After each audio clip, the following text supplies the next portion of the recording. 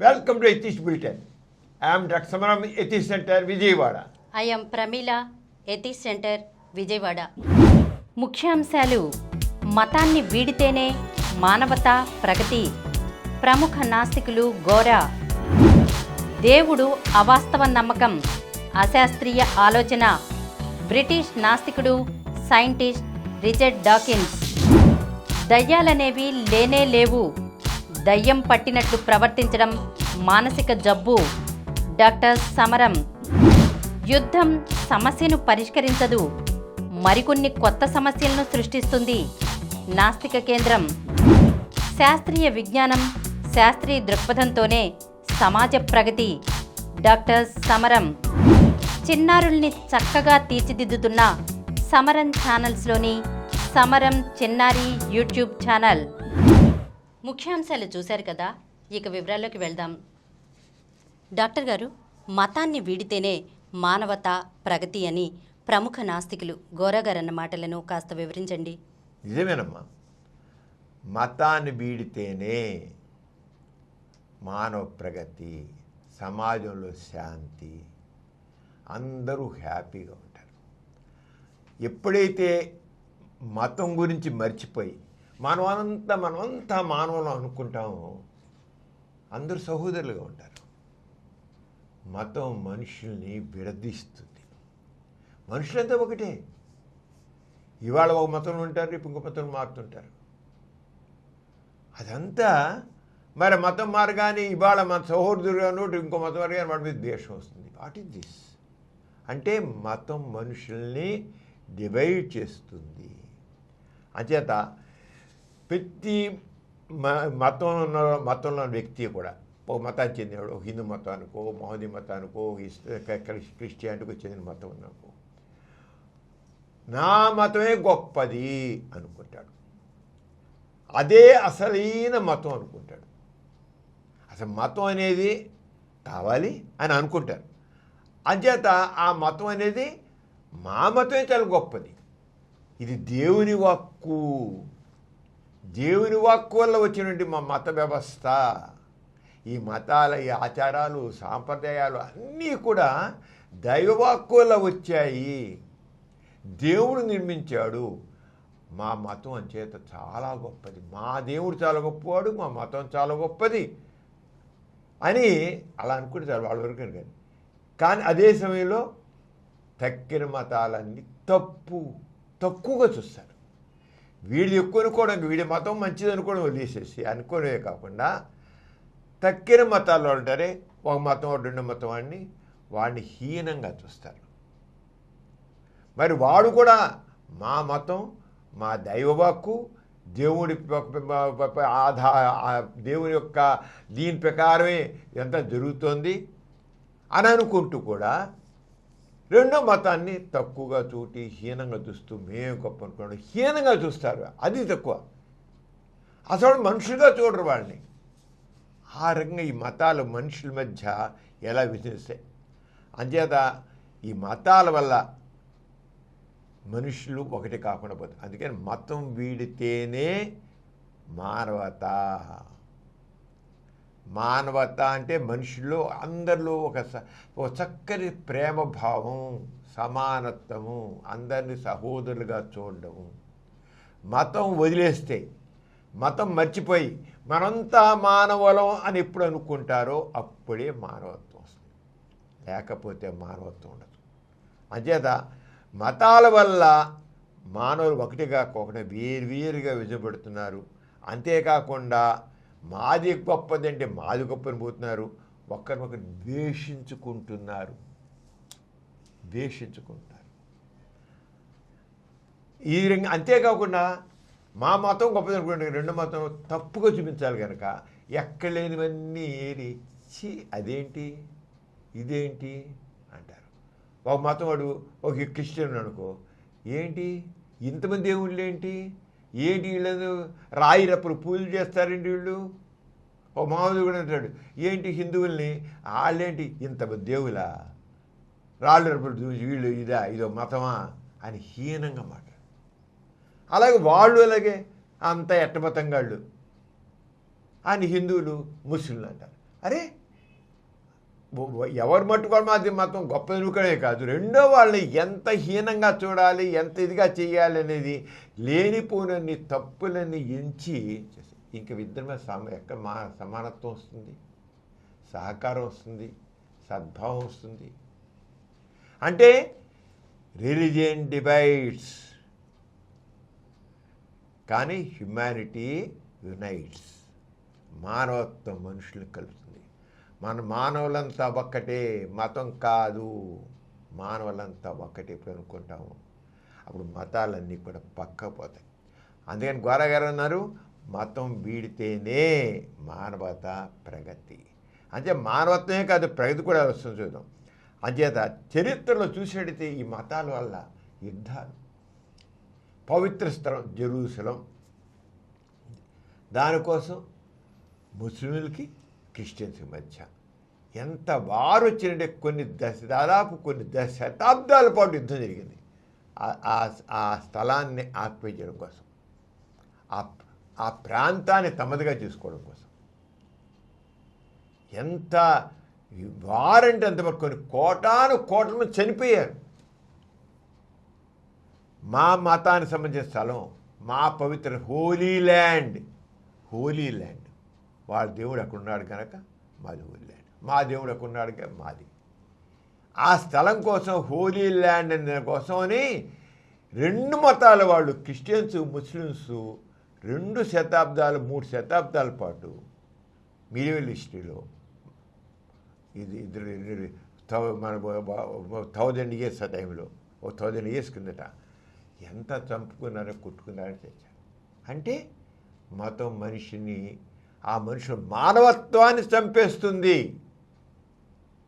ఇంకేం అవసరం లేదు, గుర్తు మామూలుగానే కాదు, మానవత్వం లేకుండా ఎంత ఘోరంగా తయారు చేస్తుంది అనేది మనకు తెలుస్తుంది. మనకు చాలా ముస్లిమ్స్కి క్రిస్టియన్స్ మధ్య హోలీ ల్యాండ్ గురించి వచ్చింది. దీనివల్ల కోట్ల మంది చనిపోవడం అనేది మనకు తెలిసి మనుషులు మతం అనేది ఎంత ఘోరంగా తయారు చేస్తుంది. అలాగే అంతవరకు ఎందుకు మన ఇండియా మన భారతదేశం స్వాతంత్రం ఇచ్చింది, పాకిస్తాన్ మాకు కావాలి, మేము ముస్లిమ్స్ మాకు కావాలంటే విడిపోయారు వాళ్ళు. అప్పుడు విడిపోవచ్చు కదా, పోయినోడు అక్కడ హిందువుల్ని ముస్లింలు చంపారు, ఇక్కడ ముస్లిమ్స్ని హిందువులు చంపారు. 2 లక్షల మంది చచ్చిపోయారు. భారతదేశం పాకిస్తాన్ విభజించినప్పుడు 2 లక్షల మంది చనిపోయారు. అనేక లక్షల మంది ఇంకా ఇల్లు వాకిలు లేకుండా నిరాశలైపోయారు. అంటే మతాన్ని కలుపుతోందా? ఆలోచించండి. మా మతం గొప్పది, మా మతం మా సనాతన ధర్మం అని ఒకటంటే, మాది పవిత్రమైన మతం ఇంకోటంటే, ఇంకోటి మాది చాలా దైవవాక్కు ప్రకారం వచ్చిన మతం ఇంకోటి అంటుంటే ఏమిటి ఇది? వీరు మనుషులని మాట మర్చిపోతున్నారు. ఈ మతాల గురించి మాట్లాడేవాళ్ళు మానవులంతా ఒక్కటే అనే మాట మర్చిపోతున్నారు. మనిషిని మర్చిపోయి కేవలం మతం గురించే చేసుకుండా తన్నుకుంటూ చస్తున్నారు. అరే మనం అందరం మనుషులే కదా, వాడు మనలాంటి మనిషి, మన శరీరంలో ఏ రక్తం ఉంది వాడు కూడా అదే రక్తం ఉంది కదా, మనం అందరం ఒకటేలాగా ఉన్నాం కదా. ఆలోచిస్తున్నారా? ఎప్పుడైతే మతం యొక్క మత్తు బుర్రకెక్కుతుందో మనుషుల్లో ఆ మంచి భావం పోతుంది. మనిషిలో మంచితనాన్ని చంపేస్తుంది, మనసును చంపేస్తుంది, మనిషిని చంపేస్తుంది. ఆలోచన మతం కదా మనిషి మానవత్వాన్ని మర్చిపోతున్నాడు. తెలుసుకోవాలి విషయాన్ని. మతం ఎప్పుడైతే మనిషి మతానికి ఎక్కువ విలువిస్తున్నాడో, మనిషి కంటే మతానికి ఎప్పుడు విలువ ఇచ్చాడో మానవత్వం చచ్చిపోయింది అక్కడ. అంతే చూస్తున్నాం ఎన్ని యుద్ధాలు జరుగుతున్నాయో మతం పేరిట, ఎన్ని మతం కూడా ద్వేషాలు, ఈర్ష్యలు, అసూయలు, ఇంత అంతా కాదు మనుషుల మీద.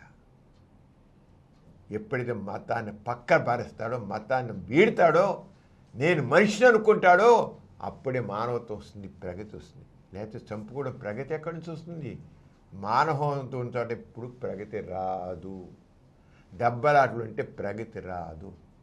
ఒక దేశంలో ఒక మతవాడు ఇంకో మతవాడు కొట్టుకుని వస్తూ ఉంటే ఇంకే అభ్యుదయం, ఇంకే అభివృద్ధి ఉండదు. చంపుకుంటుంటే గొడవలు ఉంటే ఇంకా ప్రగతి ఎక్కడి నుంచి వస్తుంది? అందుకని గోరగారు ఉన్నారు, మతం వీడితేనే మానవత్వం, మతం వీడితేనే ప్రగతి. దెబ్బలాట్లు, కుమ్మిలాట్లు, దేశించాలి, హింస అవి ఉంటే ఏంటి, ఎలా ఇది అసలు? అంచేత మతం కాదు, మనిషి కావాలి, ప్రగతి కావాలి. మతం వద్దు మనకి, మతం కాదు, మతం వద్దు, మానవత్వం కావాలి. మతం వద్దు, మానవత్వం కావాలని ఎప్పుడైతే మనిషి అనుకుంటాడో అప్పుడే ప్రగతి. మతం వద్దు, మనిషి కావాలి. అంటే మనిషి మనిషి నువ్వు మనిషి, నేను మనిషి, ఇద్దరు ఉండాలి. మతం వద్దు, మనిషి కావాలి, మానవత్వం కావాలి, ప్రగతి కావాలి. ఘోరగరది. అందుకే దానికి ఏం చేయాలి? మతాన్ని వీడు, మతాన్ని వదిలిపెట్టు, మనిషికి ఆలోచించు, మానవత్వం ఆలోచించు, నీ తోటి వ్యక్తికి ఆలోచించు. ఇది లేకపోతే ఇంత ఇదే అండి. అదే ఇంకా మతం తీసుకుంటే ఇంకా మతం ఎందుకు వీడాల్సి వచ్చిందంటే కేవలం ఇద్దరు మతం తన్నుకుంటున్నారనే కాదు. మతం తీసుకుంటే మనం హిందూ మతం తీసుకున్నాం. హిందూ మతం తీసుకుంటే హిందూ మతంలో మళ్ళీ అగ్రకులస్తులు అంటారు వాళ్ళు. What is this? ఒక మతంలోనే మళ్ళీ మతంలో మత ప్రకారంగా ఇవన్నీ వచ్చే మా సాంప్రదాయం వర్ణ వ్యవస్థ మా సాంప్రదాయం. దాంట్లో అగ్రకులస్తులు, తక్కువ కులస్తులు, దాంట్లో అంటరాని వాళ్ళు. ఇక్కడి మళ్ళీ వాళ్ళ మధ్య మళ్ళీ ఘర్షణ, దేశం అంటే తక్కువ కులస్తుడికి ఎక్కువ కుల వాళ్ళని చూస్తే దేశం, అసూయ. ఒక్క మతం లేదు. మతాల మధ్య వైరం ఎలా ఉందో కులాల మధ్య కూడా అలాగే ఉంది. అంటే కులాల దాంట్లో అంటరాంతరం ఉంది. అలాగే మహిళలు, కులాల మధ్య కుమ్ములాట ఎలా ఉందో ఒకే మతంలో అలాగే మహిళలకు కించపరచు, ఆడది తక్కువ. ఇప్పుడు ఆధునిక యుగంలో ఈ సెక్యులర్ స్టేట్ వచ్చాకే ఈ మహిళలకి సెక్యులరిజం లేకుండా మతపరమైన రాజ్యాలు ఉన్నాయి. ఇప్పుడు ముస్లిం రాజ్యాలు ఉన్నాయి. అక్కడ ఆడదానికి బురకా వేసి ఇంట్లో కూర్చొని చదువు ఉండకూడదు, చదువుకోవడానికి వీలు లేదు, ఉద్యోగం చేయడానికి వీలు లేదు, బురకాలు ఇక్కడ తిరగడానికి వీలు లేదు. ఏమిటి మహిళలకు ప్రాధాన్యత? భారతదేశంలో సెక్యులర్ వ్యవస్థను బట్టి ఆడవాళ్ళు చక్కగా చదువుకుంటున్నారు, పైకి వస్తున్నారు, మగవాళ్ళతో సమానంగా ఉంటున్నారు. వాళ్ళు ఎంతో ఈ అభ్యుదయంలో ప్రగతిలో భాగస్వాములు అవుతున్నారు వాళ్ళు. అది ముస్లిం కంటే ఏది?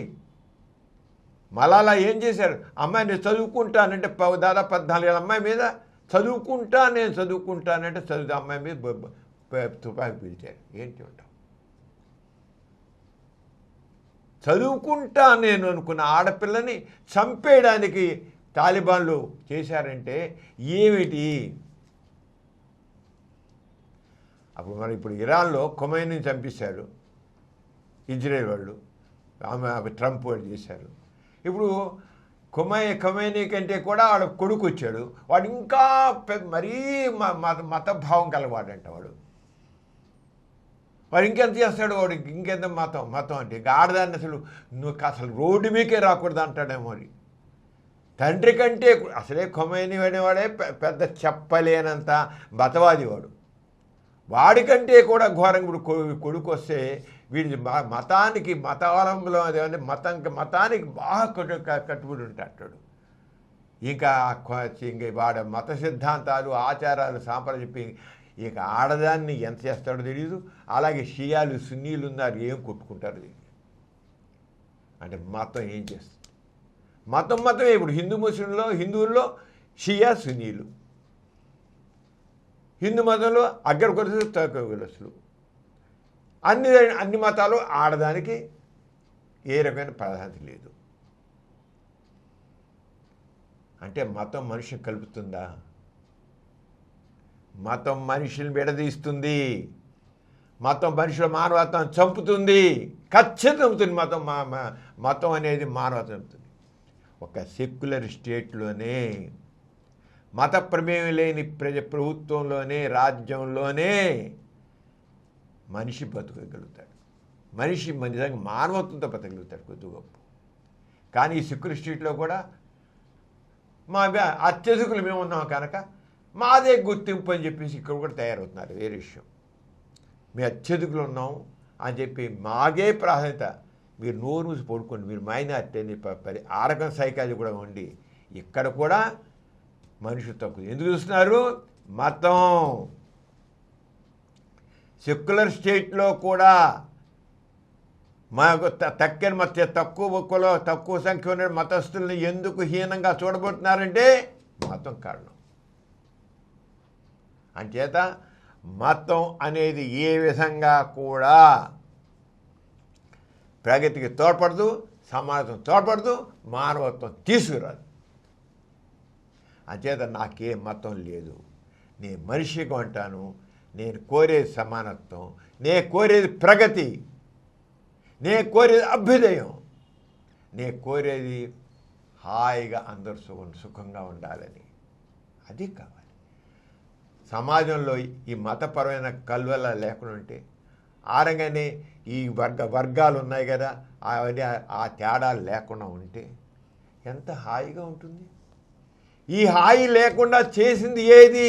మతం. మతంలోని ఆలోచనలు, మతంలో లేనిపోయిన ఆచారాలు, సాంప్రదాయాలు, భావజాలం, మత భావజాలం ఈ సమాజాన్ని విడదీస్తోంది. మనిషిలో మానవత్వాన్ని చంపుతోంది మతం. గుర్తించండి. అంచేత మా మతం గొప్పది, మా మతం చాలా పురాతనమేది, మా మతం దైవవాక్కు ద్వారా వచ్చింది అని చెప్పేవాళ్ళందరూ అది దైవవాక్కు కాదు, ఏమీ కాదు, ఇదంతా అవాస్తవం. ఏ దేవుడు లేడు, ఎక్కడ దేవుడు లేడు, ఎక్కడ దేవుడిని సృష్టించుకున్నారు. ఓ మానవుడు దేవుడిని సృష్టించాడు, దాన్ని గొప్పగా చంపుకుంటున్నారు. అంచేత మతం వద్దు. అంచేత ఎందుకంటే ఎన్నో అసమానతలు ఉన్నాయి, అమానవీయ ప్రవర్తన ఉంటుంది, కొట్టుకోవడాలు, చంపుకోవడం ఉంటుంది, ఒక్కళ్ళ వాళ్ళకి ఒక్కళ్ళ తిట్టుకోవడం ఉంటుంది, ఇక ద్వేషం ఉంటుంది మనుషుల మధ్య. అసమానతలు ఇన్ని రకాలు ఉంటే ఎంతైతే ఎలాగమాట. అంచేత మతం కాదు, మతం వద్దు, మనిషి కావాలి. మనిషి హాయిగా బతకాలి, సుఖంగా బతకాలి, మానవత్వంతో బతకాలి, సామరస్యం కావాలి, సమభావం కావాలి, సద్భావం కావాలి. ఎప్పుడు వస్తాయంటే మతం ఉంటే రావు. మతం లేనప్పుడే మనుషుల మధ్య మానవత్వం వెల్లువిరుస్తుంది, సద్భావం వస్తుంది, సత్ప్రవర్తన వస్తుంది, సంఘీభావం వస్తుంది. మరి మతం లేనప్పుడే మతం ఒకటి రావు. మతాన్ని అలా అట్టి పెట్టుకుని ఈ కబుర్లన్నీ పోయి చెప్పినా వేస్ట్. ఊరికే కొంత కానీ దానికి ఏం లేదు. అంచేత నాస్తికత్వం సరైనటువంటి విధానం, జీవన విధానం. నాస్తికత్వమే సరైనటువంటి మానవత్వానికి సంబంధించిన సిద్ధాంతం. మనుషులందరినీ కలిపి ఉంచేది, మనుషులు సుఖంగా ఉంచేది, మనుషులు హాయిగా ఉంచేది, మనుషుల మధ్య ప్రేమను పెంచేది, మానవత్వాన్ని పెంచేది, సుఖాన్ని కలిగించేది నాస్తికత్వమే. ఏ రకమైన నాస్తికత్వంలో ఏ రకమైన అసమానతలు ఉండవు, ఏ రకమైన వ్యక్తుల మధ్య ద్వేషాలు ఉండవు, ఏ రకంగా సంఘర్షణ ఉండవు. నాస్తిక అదే ఘోరగా చెప్పారు మేడం. అంటే మానవత్వం, సమానత్వం, శాస్త్రీయ ఆలోచన అదంతా నాస్తికత్వంతోనే సాధ్యం. అప్పుడే ఎప్పుడే సమాజంలో ఆ రకమైన వైషమ్యాలు ఉండవో, ఎప్పుడైతే గొడవలు ఉండవో, కొట్టుకోవడం ఉండదో, చంపుకోవడం ఉండదో, ద్వేషం ఉండదో, అందరూ సమాజంలో ప్రజల కోసం కృషి చేస్తారు. అందుకే కావాలి మతం వద్దు, మానవత్వం కావాలి, మతం వద్దు, సమానత్వం కావాలి, మతం వద్దు, శాంతి కావాలి అన్నప్పుడే దాన్ని ఏది ఇస్తుంది? నాస్తికత్వం ఇస్తుంది.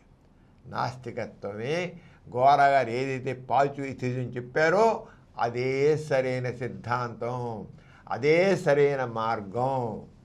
ఈ మతాల ద్వారా ఎప్పటికీ శాంతి రాదు. మనం అంత చూస్తూనే ఉన్నాం, దశాబ్దాలుగా, శతాబ్దాలుగా చూస్తున్నాం. మతం ఏ రంగా తోడ్పడదు, శాంతికి తోడ్పడదు, మానవత్వం తోడ్పడదు. డాక్టర్ గారు, మన ప్రతి బులెటిన్లో సామాజిక పురోభివృద్ధికి మానవ కళ్యాణానికి తోడ్పడిన ఒక ప్రముఖ మహనీయుని గురించి చెప్పుకుంటున్నాం కదా, ఈసారి ఎవరి గురించి చెబుతున్నారు? ప్రిమియరా, ది గాడ్ డెల్యూషన్. డెల్యూషన్ అంటే భ్రమ, భ్రాంతి, అయితే అవాస్తవిక నమ్మకం. అవాస్తవ నమ్మకం. అవాస్తవం అంటే ఫ్యాక్ట్ కాంది, నిజం కాని నమ్మకం. అంచేత ది గాడ్ డెల్యూషన్, దేవుడు అనేది ఒక భ్రాంతి, అది నిజం కాదు, కేవలం ఒక నమ్మకం, నిజం కాని నమ్మకం. నమ్మకాలు నిజం నమ్మకం ఉండొచ్చు, అవ నిజం కాని నమ్మకం, నిజం కాని నమ్మకం అని ఒక పుస్తకం రాసిన వ్యక్తి ఆయన రిచర్డ్ డాకిన్స్. ఆయన ఇంగ్లాండ్ చెందిన వ్యక్తి. ఇంగ్లాండ్లో మొత్తం ఆయన అంతా లైఫ్ అంతా ఇంగ్లాండ్ జరిగింది, కానీ పుట్టింది కెన్యాలో ఇంగ్లాండ్లో చేశాడు. ఆయన నాస్తికుడు, బ్రిటన్కి చెందిన నాస్తికుడైన, ఇంగ్లాండ్కి చెందిన నాస్తికుడైన ఆయన పుస్తకం రాశాడు 2006లో, ది గాడ్ డెల్యూషన్. అది పెద్ద చర్చకి దాటేసింది. డిస్కస్ ఏంటి ఇలా. ఆయన మరి ఆయన పెద్ద సైంటిస్ట్ కూడా. ఆయన రిచర్డ్ డాకిన్స్ పెద్ద జువాలజీకి సంబంధించిన సైంటిస్ట్, అయిన జంతు శాస్త్రానికి సైంటిస్ట్. ఆయన రాసిన పుస్తకం రాసినకల్లా ఇంక మతమాములకు సంబంధించిన అందరూ కూడాను ఇదైపోయారు. ఏంటి ఇంతేగానే దేవుడు అన్నాడు భ్రమ, భ్రాంతి, ఇది కేవలం పెద్ద అబద్ధం అంటున్నాడు ఏంటి అని ఆయన పెద్ద కల్లోలం వచ్చింది. కల్లోలం. ఆయన పైగా ఎంత చేసేది అంతాను, ఈ మతం అనేది మూఢనమ్మకాలను పెంచుతుంది, మతం అనేది మూఢనమ్మకాలు పెంచుతుంది, అసలు ఆలోచింపకుండా చేస్తుంది. అసలు మతం మీద కూడా దండాలు చేశాడు. దేవుడి మీదే కాదు, దేవుడు అబద్ధమే కాదు, దేవుడు భ్రమభ్రాంతనే కాదు, మతాన్ని కూడా చీల్చి చండా చేశాడు.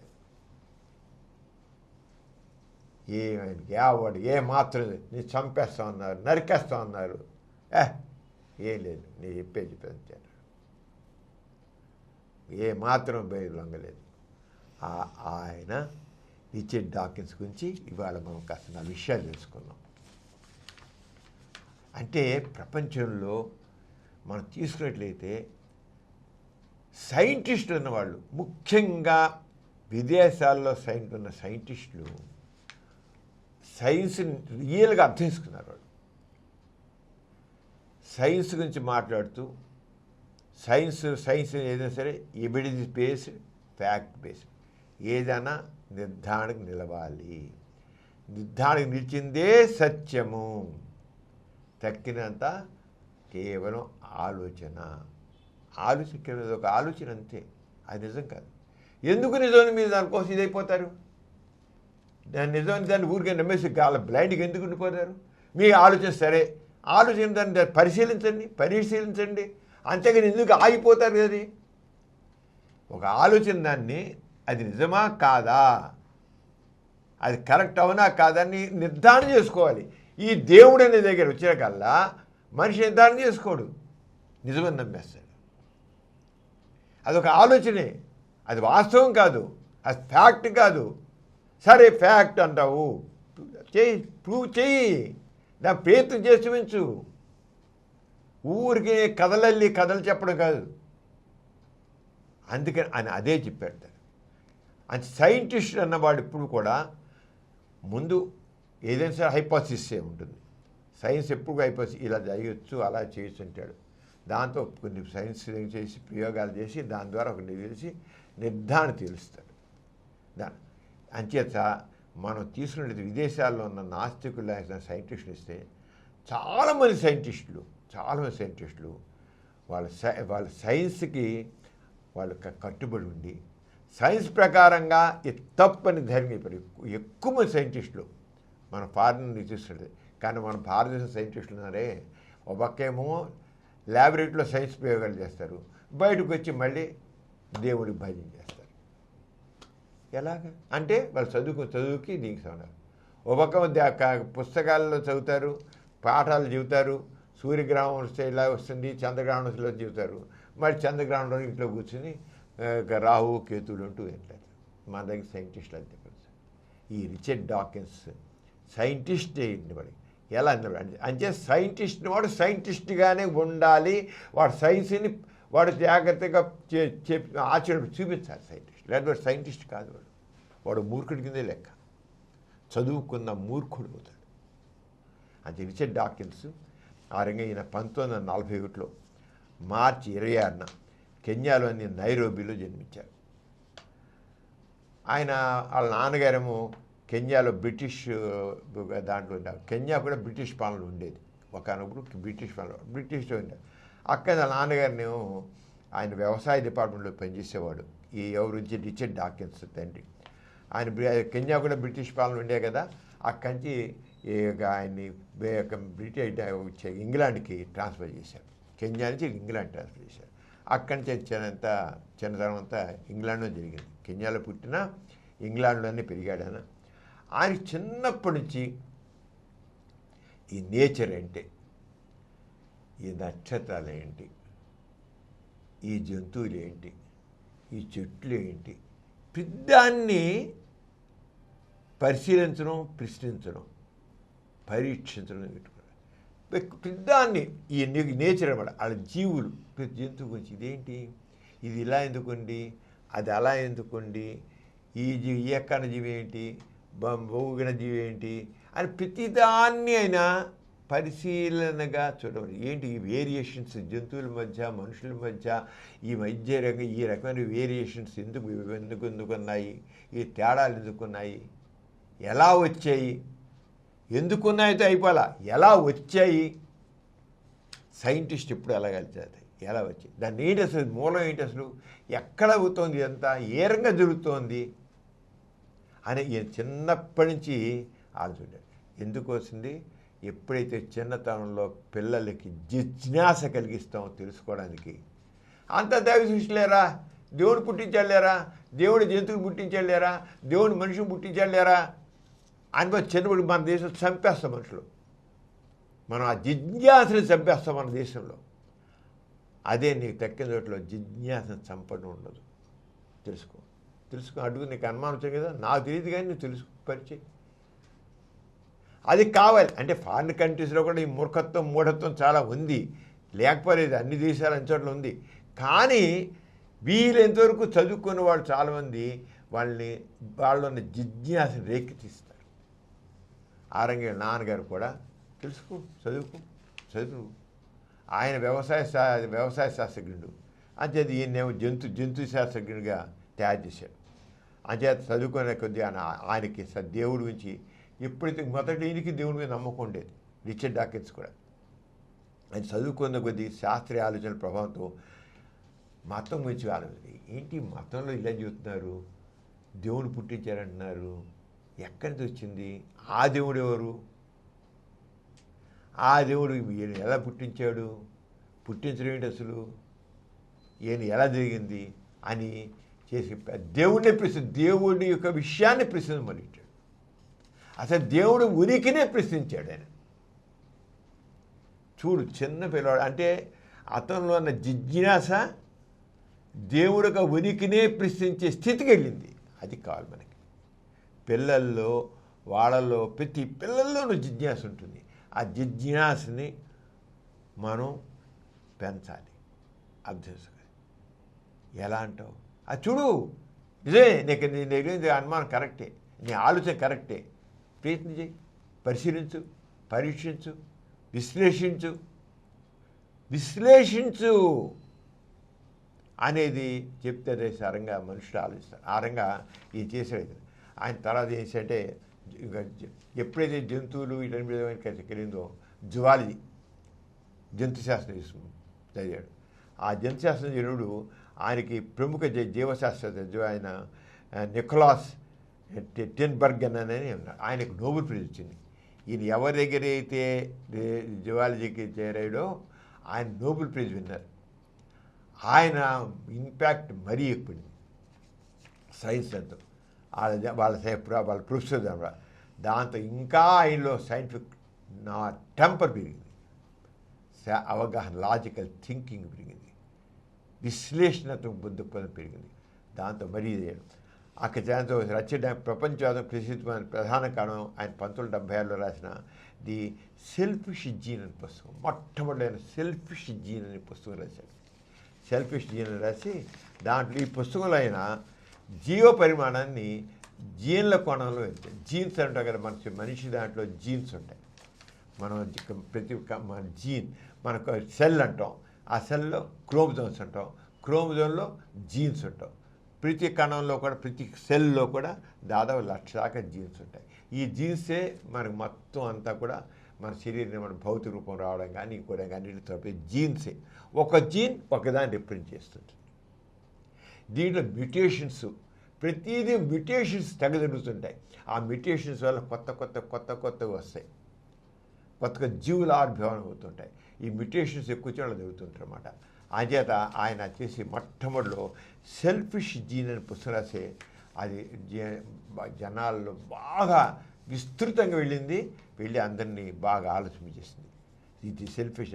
ఆయన చెప్పిన ముఖ్యాంశాలు ఏంటంటే జీవ పరిణామంలో ప్రధాన పాత్ర జీన్లదే. ఇన్ని రకాల జీవులు వచ్చాయి ఈ సమాజం. వీటన్నిటికీ మూల కారణం అంటే జీన్స్. ఇలాగే జంతువులు ఉన్నాయి, రకరకాల జీన్స్ ఉంటే రకరకాల జీన్ల యొక్క ప్రాముఖ్యత ఉంది. అలాగే మనుషులు జంతువులు జీన్లకు వాహనాలు లాంటివి.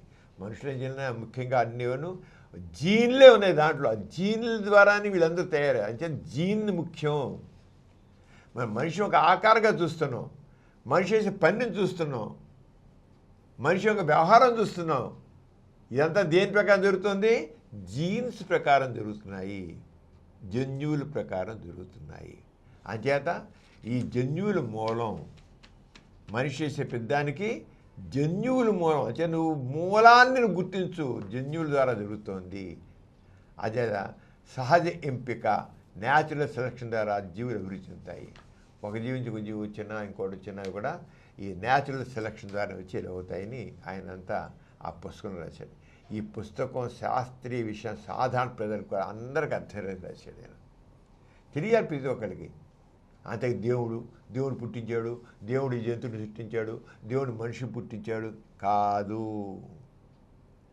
ఇవన్నీ కూడా ఈ జీవజాలం వచ్చిందంటే, ఈ ప్రకృతిలో ఈ జీవులన్నీ ఉన్నాయంటే దాని మూలం జీన్స్లో వచ్చే మ్యూటేషన్స్, జీన్స్లో కలిగింది. అంతేగాని దేవుడు కాదు అని పుట్టిపరిచాడు. ఆ రాసిన ఇతర పుస్తకాలు ఏంటంటే ది బ్లైండ్ వాచ్ మేకర్ పుస్తకం రాశారు. ఇవన్నీ కొద్దిగా ఇదిగా పెట్టాయి. దేవుడితో సంబంధం లేకుండా జీవులన్నీ ఆవిర్భించాయి అని చెప్పాడు ఆయన. ఈ జీవులన్నీ దేవుడు పుట్టిన కాదు. ఈ బ్లైండ్ వాచ్ మేకర్ దాంట్లో దేవుడితో సంబంధం లేకుండా జీవులన్నీ ఆవిర్భించాయి. మీరు ఏదో దేవుడు పుట్టించారన్నారు, దైవ సృష్టి కాదు. ఇవన్నీ జీవులన్నీ కూడా జీవుని సంబంధం లేకనే వచ్చాయి అని ఆయన స్పష్టంగా ఇచ్చాడు. ఎంత స్పష్టంగా నా పుస్తకం రాశాడు. అలాగే క్లైంబింగ్ మౌంట్ ఇంప్రాబబుల్, జీవ పరిణామ ప్రక్రియను వివరించింది ఇంకో పుస్తకం అన్నమాట. అలాగే ఇది గాడ్ డెల్యూషన్స్ అని మత విశ్వాసాలపై విమర్శించడానికి దాంట్లో మతాన్ని చీల్చి చెండాడేశాడు.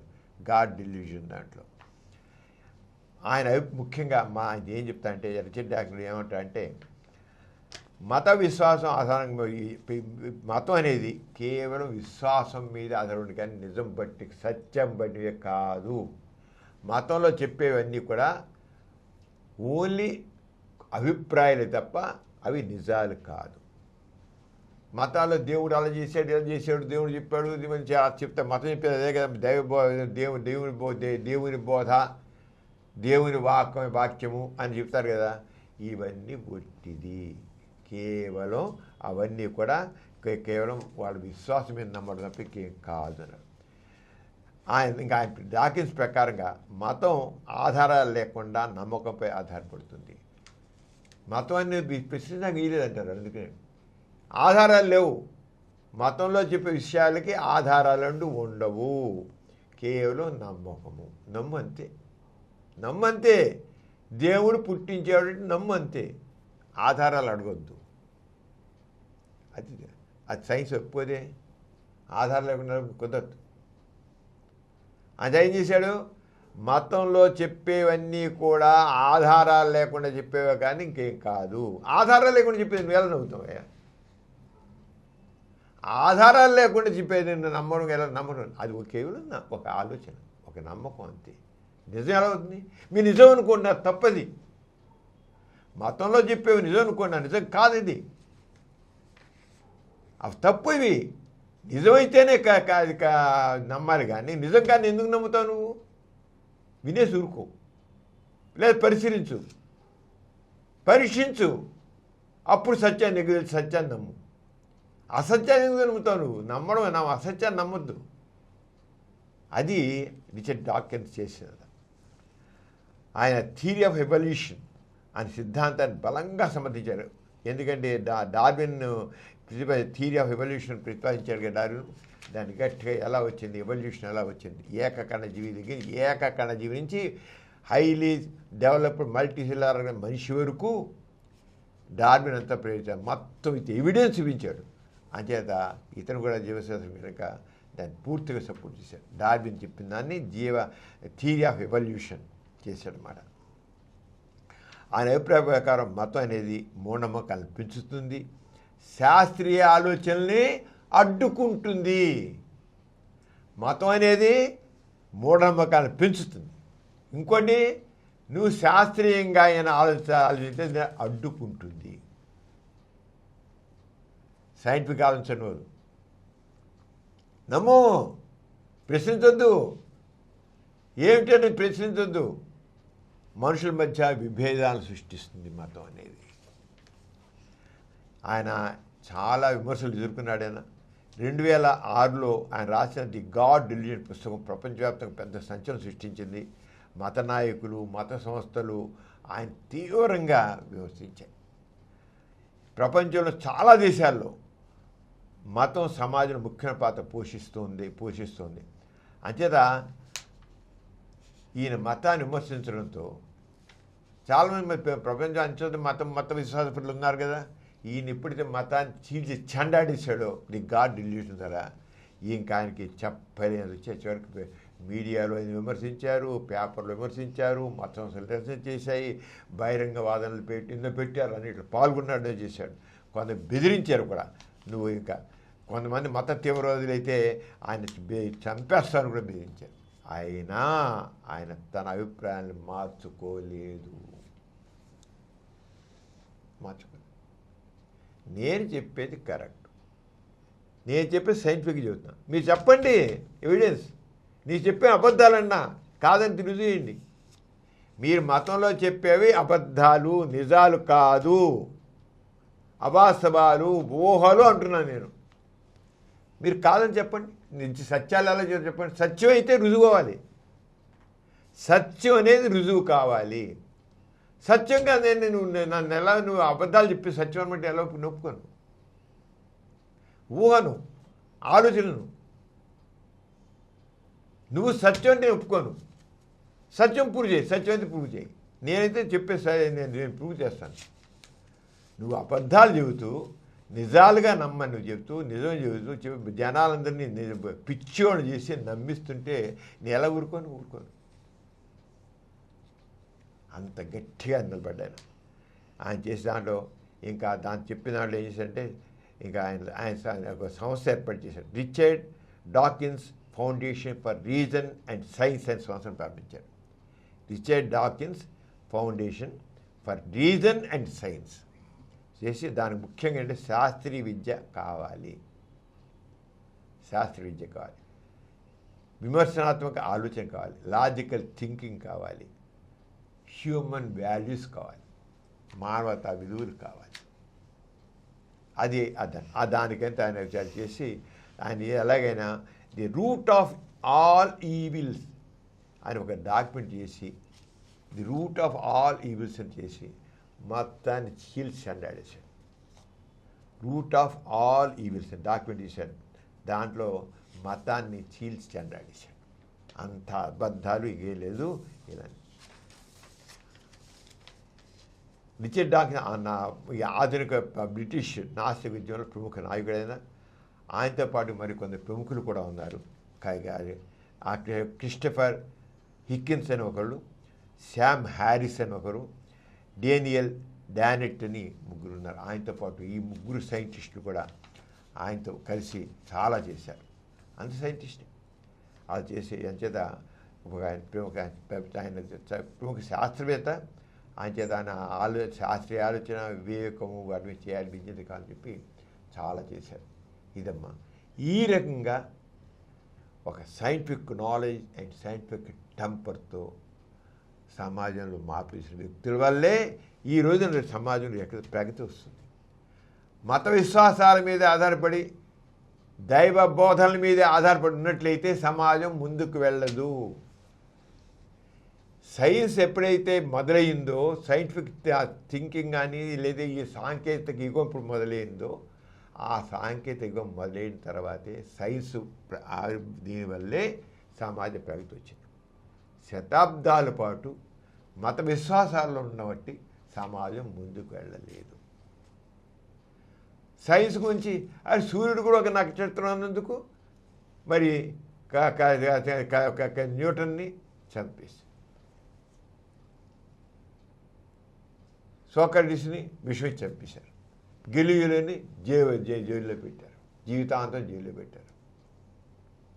అంటే మతం ఏం చేస్తుంటే నిజాన్ని చెప్పనివ్వదు. మతం నిజాన్ని చెప్పనివ్వదు, అబద్ధాన్నే నిజంగా ప్రచారం చేస్తుంది. గుర్తుంచుకోండి, మతం అబద్ధాన్నే నిజంగా ప్రచారం చేస్తుంది, నిజాన్ని చెప్పనివ్వదు. అలాంటిది మతం పనికిరాదు. సైన్స్ ద్వారానే అసలు నిజం బయటకు వస్తే సైన్స్ ప్రకారమే నడవాలి, కానీ అప్పుడే సమాజ ప్రగతి. కానీ మతాన్ని నమ్ముకుంటే సమాజ ప్రగతి ఉండదు, ఎట్టి పరిస్థితుల్లో ఉండదు అని చెప్పి ప్రతి ఒక్కరు కూడా లాజికల్ థింకింగ్తో, సైంటిఫిక్ నాలెడ్జ్తో, సైంటిఫిక్ టెంపర్తో ఉండాలి. ఇదే రిచర్డ్ డాకిన్స్ చెప్తుంది.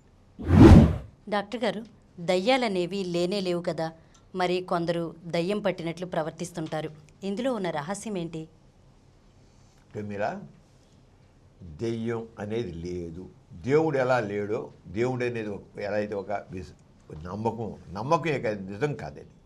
దేవుడు ఉన్నాడు అని ఒక నమ్మకం అంతే. ఆరోగ్యం దెయ్యాల గురించి కూడా ఒక నమ్మకం, దెయ్యాలు ఉంటాయని. కానీ ఆ నమ్మకం నిజం కాదు, ఊహ మాత్రమే. కానీ సమాజంలో, వ్యక్తుల్లో ఇది ఎంత పాతుకుపోయిందంటే, ఓ మనిషి ఏదైనా ఒక కారణాల వల్ల, ఒక మానసిక కారణాల వల్ల కానీ దేవుని కానీ కాస్త విలక్షణంగా ప్రవర్తిస్తే, వీడి గాలి పట్టిందిరా, ఈ దెయ్యం పట్టిందిరా అంటారు. వాడు ఏదైనా పిచ్చి పిచ్చిగా మాట్లాడుతున్నారు, పిచ్చి అంటాం మనం. మామూలుగా పిచ్చి అనాలి.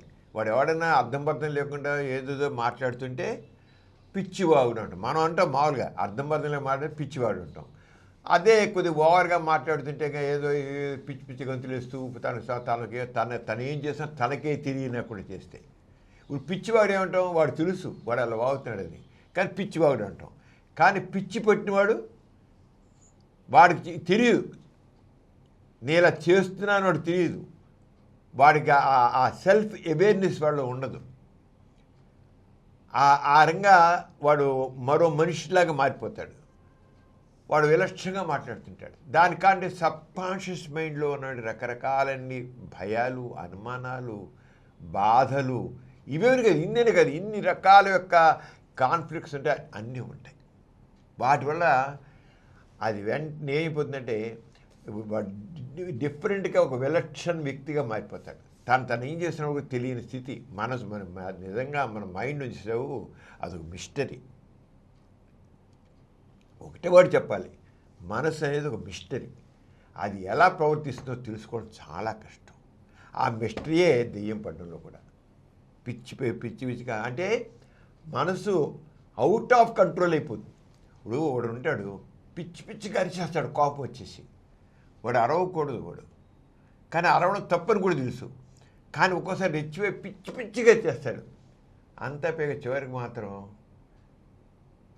తర్వాత ఎప్పుడు రిలైజ్ చేస్తాడు, నేను అనవసరం మాట్లాడా, ఎందుకు అలా అరిచాను నేను, తప్పు కదా అనుకుంటాడు. అంటే అక్కడ వాడి మెదడులోని ఆలోచనలు, వాడిని కంట్రోల్ లేకుండా చేసేసాయి.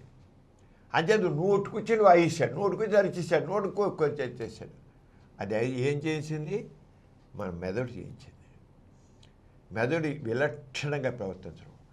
అలాగే దెయ్యం పట్టడం కూడా అంతే. దెయ్యం పట్టడంలో అనేది వాడికి అసలు తెలియదు. వాడికి ఒక మనసు ఒక రకమైన మానసిక సంఘర్షణకి లోను, మానసికంగా రకరకాలన్నీ ఆలోచనలకి, బాధలకి వీటికి గురి అయిపోతుంది. అప్పుడు అవుట్ ఆఫ్ మైండ్ అయిపోయింది అంటాం. అవుట్ ఆఫ్ మైండ్ అయిపోయి మన తెలుగు ఇంగ్లీష్ చక్కగా ఓడింది, అవుట్ ఆఫ్ మైండ్. మన కంట్రోల్, మన మనసు మనకేంటో ఏం చేస్తాం మనకే తెలియకుండా మనం చేస్తాం. అవుట్ ఆఫ్ మైండ్ అయిపోయి ప్రవర్తించేదని దెయ్యం అంటాం. అవుట్ ఆఫ్ మైండ్ అలా విలక్షణ ప్రవర్తించాలంటే మనలో తెలియకుండా దెయ్యం పట్టుతుంది, పడితే మనిషి అలా చేస్తాడు అని. ఇప్పుడు బాణామతి చేతబడిలో వాళ్ళకి బాణామతి వేసి ఎవడో ఒక మంత్రప్రయోగం చేస్తాడు, ఆ మంత్రప్రయోగం కూడా మనిషి విలక్షణ ప్రవర్తిస్తారు, ఆడు వెళ్ళైపోతాడు అడగల. ఆ భయం వాళ్ళు ఒక్కోసారి లేదని వస్తే వాడికి ఏదైనా జరిగితే కడుపు నిప్పుచాం, అమ్మో నాకు ఎవరో బాణం, నా గుండె నిప్పుచాము, నా మీద ఎవరో బాణం చేశారు, చేతబడి చేశారు అని భయపడిపోయి ఇంకా విచిత్రంగా ప్రవర్తిస్తారు. బాణమతి అనేది ఏదో మేము మెదక్ జిల్లాలో చూసినప్పుడు ఆ మనుషులకు అంటే ఎవరో ఏదో చేస్తారు, దాంతో మనిషి గుండె విలక్షణంగా అయిపోతారు, గుండె జబ్బు చచ్చిపోతారు, రక్తం కూడా చచ్చిపోతారు, రక్తం కక్కుని చచ్చిపోతారు, లేదా గుండెకి చచ్చిపోతారు అని అంటారు. అంచేత వాడు భయంతో వాళ్ళు ఇంకా భయం మనసు కంట్రోల్ తప్పుతుంది, విలక్షణ అవుట్ ఆఫ్ మైండ్ అయిపోతారు అన్నమాట. అది ఆరంగాన్ని దెయ్యం పట్టుకురాలండి. ఈ బాణామతి చేతబడి మనుషులు చాలా విలక్షణంగా, తర్వాత మళ్ళీ వాళ్ళకి కొంచెం శాంతంగా వెళ్ళి మళ్ళీ మామూలు ఆరంగాన్ని దెయ్యం పడడం కూడా. ఈ దెయ్యం పడడం కొందరు చాలా విలక్షణంగా మారుతారు, ఎంతో అవుట్ ఆఫ్ మైండ్ ఉన్నాం కానీ విలక్షణంగా పడతారు. పిచ్చి పిచ్చిగా చూస్తారు, పిచ్చిగా అరుస్తారు, పిచ్చి పిచ్చిగా గొంతులేస్తారు, చుట్టూ ఉన్న వాళ్ళ గురించి ఏమీ పట్టించుకోరు. ఎందుకు అవుట్ ఆఫ్ మైండ్ పేరు కదా, ఏం పట్టించుకోరు. ఇటువంటి విలక్షణ ప్రవర్తన చేసి దెయ్యం పట్టిని భావిస్తారు. కొందరు జుట్టు పీక్కుంటారు, బట్టలు పక్కన తీసేస్తారు, అని చేసేది ఆడవాళ్ళు రవి చింపేసుకుంటారు, చీర తీసేస్తారు, ఏం చేయాలి వాళ్ళకి తెలియదు. దెయ్యం పట్టిందనే తక్కువ నీళ్ళు ఎప్పుడే చూసావు, నీకు దెయ్యం పట్టిందిరా అని భావించ భూత విద్యను పిలుచుకొస్తారు. ఈ భూత విద్యుడు వాడు ఏంటో పెద్ద మంత్రాలు, వాడికి ఏంటి, వాడు ఒక పనికిరాని మంత్రాలు తీసుకొచ్చి చదువుతాడు. భూతం పిలవడమో భూతం తీసుకురావడం చేస్తారు. భూత వైద్యుడు అర్థం కాని పదాలతో ఏవో మంత్రాలు తెప్పిస్తాడు, ఏవో మంత్రాలు తెప్పిస్తాడు. సాంబ్రాణి అతి ఇంత వేస్తాడు, సాంబ్రాణి వేసేసి బాగా వేసి గాలి ఆడుకొని చేసి పరేస్తాడు. దాన్ని మగాన్ని తీసుకెళ్ళి పెట్టేస్తాడు, మగాన్ని సాంబ్రాణి పొగ తీసి దీని నిప్పు ఉంటుంది, ఆ నిప్పు తీసుకెళ్ళి దాంట్లో వేసేసి సాంబ్రాణి ఉంటావు పోతావు, వెళ్తావా అంటాడు. ఈ జుట్టు పట్టుకొని పీకుతుంటాడు, ఆ గుడి కర్రని మెడకేస్తాడు, పీకుతుంటాడు. ఎవరికైతే మనిషికి వేసి మనిషి వేసి దెయ్యానికి వేసినట్టుగా వాడు చేస్తాడు. వదులుతావా ఆ జుట్టు పీకేస్తుంటాడు, నాన్న హింస చేస్తుంటాడు వాడు. చివరికి ఉక్కి బిక్కిరైపోతుంది, స్పృహ తప్పుగా ఎంతసేపు ఓపిక ఉంటుంది, స్పృహ పడిపోతుంది. అప్పుడు ఆమెలో ఓపిక పోయాక కింద పోతే తర్వాత ముఖాన్ని విభూతి పెట్టి ఇంటికి తీసుకోండి, మామూలు కింద వదిలేసింది, ఇది అలసిపోయింది అంతేను, దేవుడు వదిలేసినంటే ఇంటికి పోయి పడతాడు. కానీ మళ్ళీ కొంతకాలానికి మళ్ళీ కథ మొదలు. మళ్ళీ అప్పటికి ఆ ఎపిసోడ్ పూర్తయింది, మళ్ళీ ఒక ఎపిసోడ్ మళ్ళీ మొదలవుతుంది. ఎపిసోడ్ మనకి ఎలా అయితే యూట్యూబ్లో అట్లా ఒక ఎపిసోడ్ మళ్ళీ ఇంకో ఎపిసోడ్ వస్తుంది ఇస్తావా, ఆరగానే ఆ ఎపిసోడ్ అప్పుడు అవుతుంది, ఇంకో ఎపిసోడ్ మళ్ళీ మొదలవుతుంది అన్నమాట. ఇంకా మళ్ళీ వచ్చి మళ్ళీ దెయ్యం వదలలేదు, ఇంకా ఉంది అంటారు, మళ్ళీ ఇంకో భూత చేయగలుగుతారు. లేకపోతే ఇంట్రెస్ట్ని అక్కడ భూత ఇది చేశాడు, ఇంకా చీపులు ఇసి కొడతారు, చీపులు పోతా ఏంటి మమ్మల్ని వదిలిపెట్ట పిచ్చి బాతారు, చెప్పులు ఇసి కొడతారు, చీపులు ఇసి కొడతారు, కర్రబడి కొడతారు. అవన్నీ మా నాన్న మనిషే దెయ్యం కొట్టినట్టు కొడతారు. అంటే ఆ మనిషి దెయ్యం పట్టినది అందు, ఈ మనిషి ప్రవర్తనని పక్కన వాళ్ళు దెయ్యం పట్టిన అనుకుంటారు. నాకు దెయ్యం పట్టింది అని అదేం అందు, దాన్ని విలక్షణంగా ప్రజలు విలక్షణంగా మాట్లాడి విలక్షణంగా నవ్వుతూ విలక్షణంగా ఇస్తుంది. ఇదంతా ఏంటి, తన మనసులో ఉన్నటువంటి కోపము, అసూయ, ద్వేషము, ఇవన్నీ అలా రంగరించి తను ప్రవర్తిస్తుంది. తనకి ఏదో ఒక మానసిక వ్యధ ఉంది, చెప్పలేని బాధ ఉంది, బయటికి చెప్పలేకపోతుంది. ఆ ఎప్పుడైతే మానసికంగా చెప్పలేని బాధ మనసులో రగులుతూ ఉంటుందో ఇక అవుట్ ఆఫ్ కంట్రోల్ అయిపోతుంది, అవుట్ ఆఫ్ మైండ్ అయిపోతుంది, అవుట్ ఆఫ్ కంట్రోల్ అయిపోతుంది, విలక్షణంగా ప్రవర్తిస్తుంది. ఎప్పుడైతే అవుట్ ఆఫ్ కంట్రోల్ అయిపోతారో, అవుట్ ఆఫ్ మైండ్ అయిపోతారో, మనిషి తానే మర్చిపోతారు, విలక్షణంగా పోతారు, ఏం చేసిన వాళ్ళకి తెలియదు. కానీ వీళ్ళు బయట అనుకుంటారు, దెయ్యం అనుకుంటారు. దీనికి కారణం ఏంటి?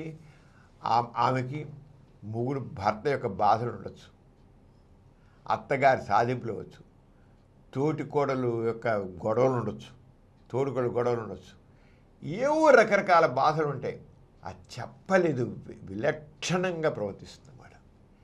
అది చాలా వరకు ఈ అక్కడ ఆ ఇంటి ఆ కుటుంబ వాతావరణం, ఆ పరిసరాలు ఏదో రకరకాల మనసులో బయటికి చెప్పిన తక్కిన వాళ్ళు ఆ బాధల్ని అర్థం చేసుకోరు. అంటే ఈ దెయ్యం పట్టడం అనేది ఏంటంటే ఒక మనసుకే తప్పుడుతో, అరే ఒక బాధ ఉంది చెప్పు, నువ్వంటే నాకు ఇష్టం లేదంటే ఇష్టం లేదు చెప్పేసాయి, నువ్వు ఇష్టం లేదు, నువ్వంటే అసహ్యం, నువ్వు నాతో మాట్లాడకు అని చెప్పేనుకో, అది దెయ్యం పట్టదు. చెప్పలేరు, మనసును అంచుకుంటారు, కానీ లోపల కొత్త మండుతుంటుంది. నువ్వంటే మన ఇష్టం లేకో, నువ్వు అంటే నాకు ఇష్టం లేదు, మనం ఏదో మాట్లాడను అంటే సరిపోయింది. అలా కాదు, చెప్పలేను, నిన్ను చూసే కోపం, నీ ముఖం చూసి అసహ్యం, నాకు నీ బాధ, కానీ నువ్వు నాకు ఇబ్బంది. అక్కడ నేనేపోతా అంటే విలక్షణంగా అలా అత్త కోడల మీద గొడవలు, ఇవి విలక్షణ ప్రవర్తన. బయటి వాళ్ళు అనుకుంటారు దెయ్యం పట్టినది, ఆ వాతావరణాలు ఉంటున్నారు. అసలు దెయ్యం అనేది లేనే లేదు, దెయ్యం పట్టినది ఒట్టిది. ఒక వ్యక్తి విలక్షణంగా ప్రవర్తన అంటే ఆ వ్యక్తిలో ఏదో ఒక మానసిక సంఘర్షణ ఉంటుంది. ఒక వ్యక్తిలో చెప్పలేని మానసిక సంఘర్షణ ఉంటుంది. హిస్టీరియా వ్యాధి కానీ, ఒక హిస్టీరియా వ్యాధి కూడా అలాంటిది. హిస్టీరియా వచ్చినట్టు కూడా దెయ్యం బాడుగుల హిస్టీ అయితే వాళ్ళు పడిపోతారు, చెరుగలు ఇట్లా కొట్టు పడుకుంటారు, ఫిట్స్ లాగా హిస్టీరియా కూడా మానసిక అది కూడా మానసిక చెప్పలేక మనసులో అంచుకోవడం వల్లే హిస్టీరియా అది. అదే దెయ్యం కూడా ఒక హిస్టీరియా లాంటిది. హిస్టీరియా ఫిట్స్ ఇచ్చేంటాం. మామూలు ఎపిలెప్సీ జబ్బు అయితే, మూర్ఛ వ్యాధి ఫిట్స్ అయితే ఒక వేరు, హిస్టీరియా అయితే వేరు. డాక్టర్లు చెప్పేస్తారు చూసేది ఏది హిస్టీరియా, ఏది ఫిట్స్ జబ్బు అనేది. అంచేత ఇది మానసిక. అంచేత దెయ్యం పట్టిందని చెప్పేదాన్ని తీసుకున్నట్టయితే అది మానసికమైనది. అది హిస్టీరియా అనేది ఒక మానసిక వ్యాధి, దెయ్యం అనేది కూడా మానసిక వ్యాధి. హిస్టీరియా వ్యాధి మానసిక వ్యాధి కనుక దీనికి మానసిక చికిత్స చేయాలి. అది తీసుకుని కూర్చొని కౌన్సిలింగ్ చేయాలి. ఏంటమ్మా నీ ఫ్యామిలీలో గొడవలు ఏంటి, నీ మొగుడికి నీకు మధ్య సంబంధాలు, నీకు నీ పిల్లలకి మధ్య, నీకు నీ తోడుకోళ్ళ మధ్య, నీకు నీ అత్తగారి మధ్య, నీకు మీ మామగారికి మధ్య ఉంది, అసలు మీ ఫ్యామిలీలో ఏంటి అసలు విషయం బయట కదా. అప్పుడు ఈ దెయ్యం పట్టిన దాన్ని దెయ్యం చెప్పి చిత్తబాటం పోతే తీసుకెళ్ళడం కాదు, కౌన్సిలింగ్ కూర్చోబెట్టి కౌన్సిలింగ్ చేసి మాట్లాడితే అసలు విషయం బయటపడుతుంది.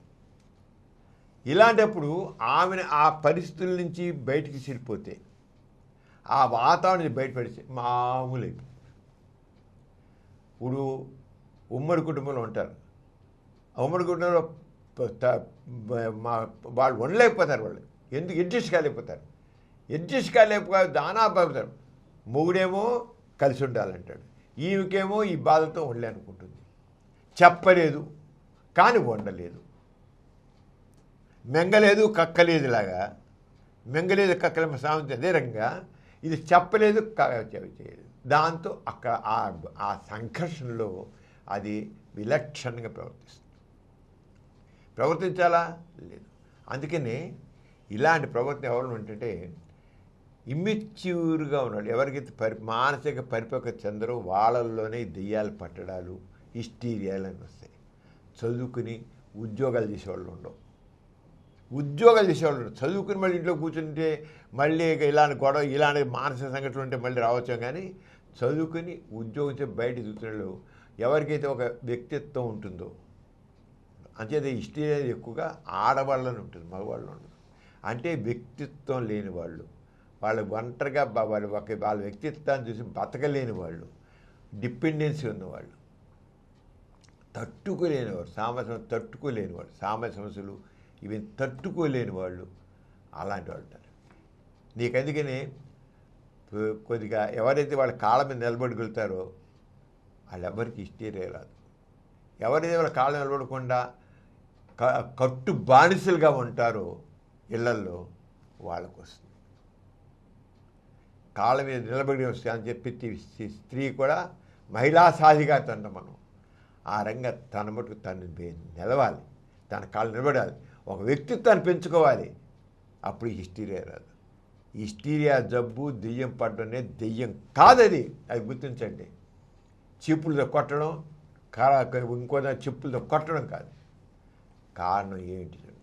ఆ పరిస్థితులు బయటికి చెడిపోతే అంచేత ఎప్పుడైనా సరే ఉన్నవాడు పక్కన కాకుండా ఆ పరిస్థితుల నుంచి ఆ ఉన్న పరిస్థితులను దూరం చేసేసి ఆమె కోరికల రకంగా ఆమె కోరిన రీతిగా మనం చేస్తే ఈ జబ్బు ఉండదు, దెయ్యం పట్టదు.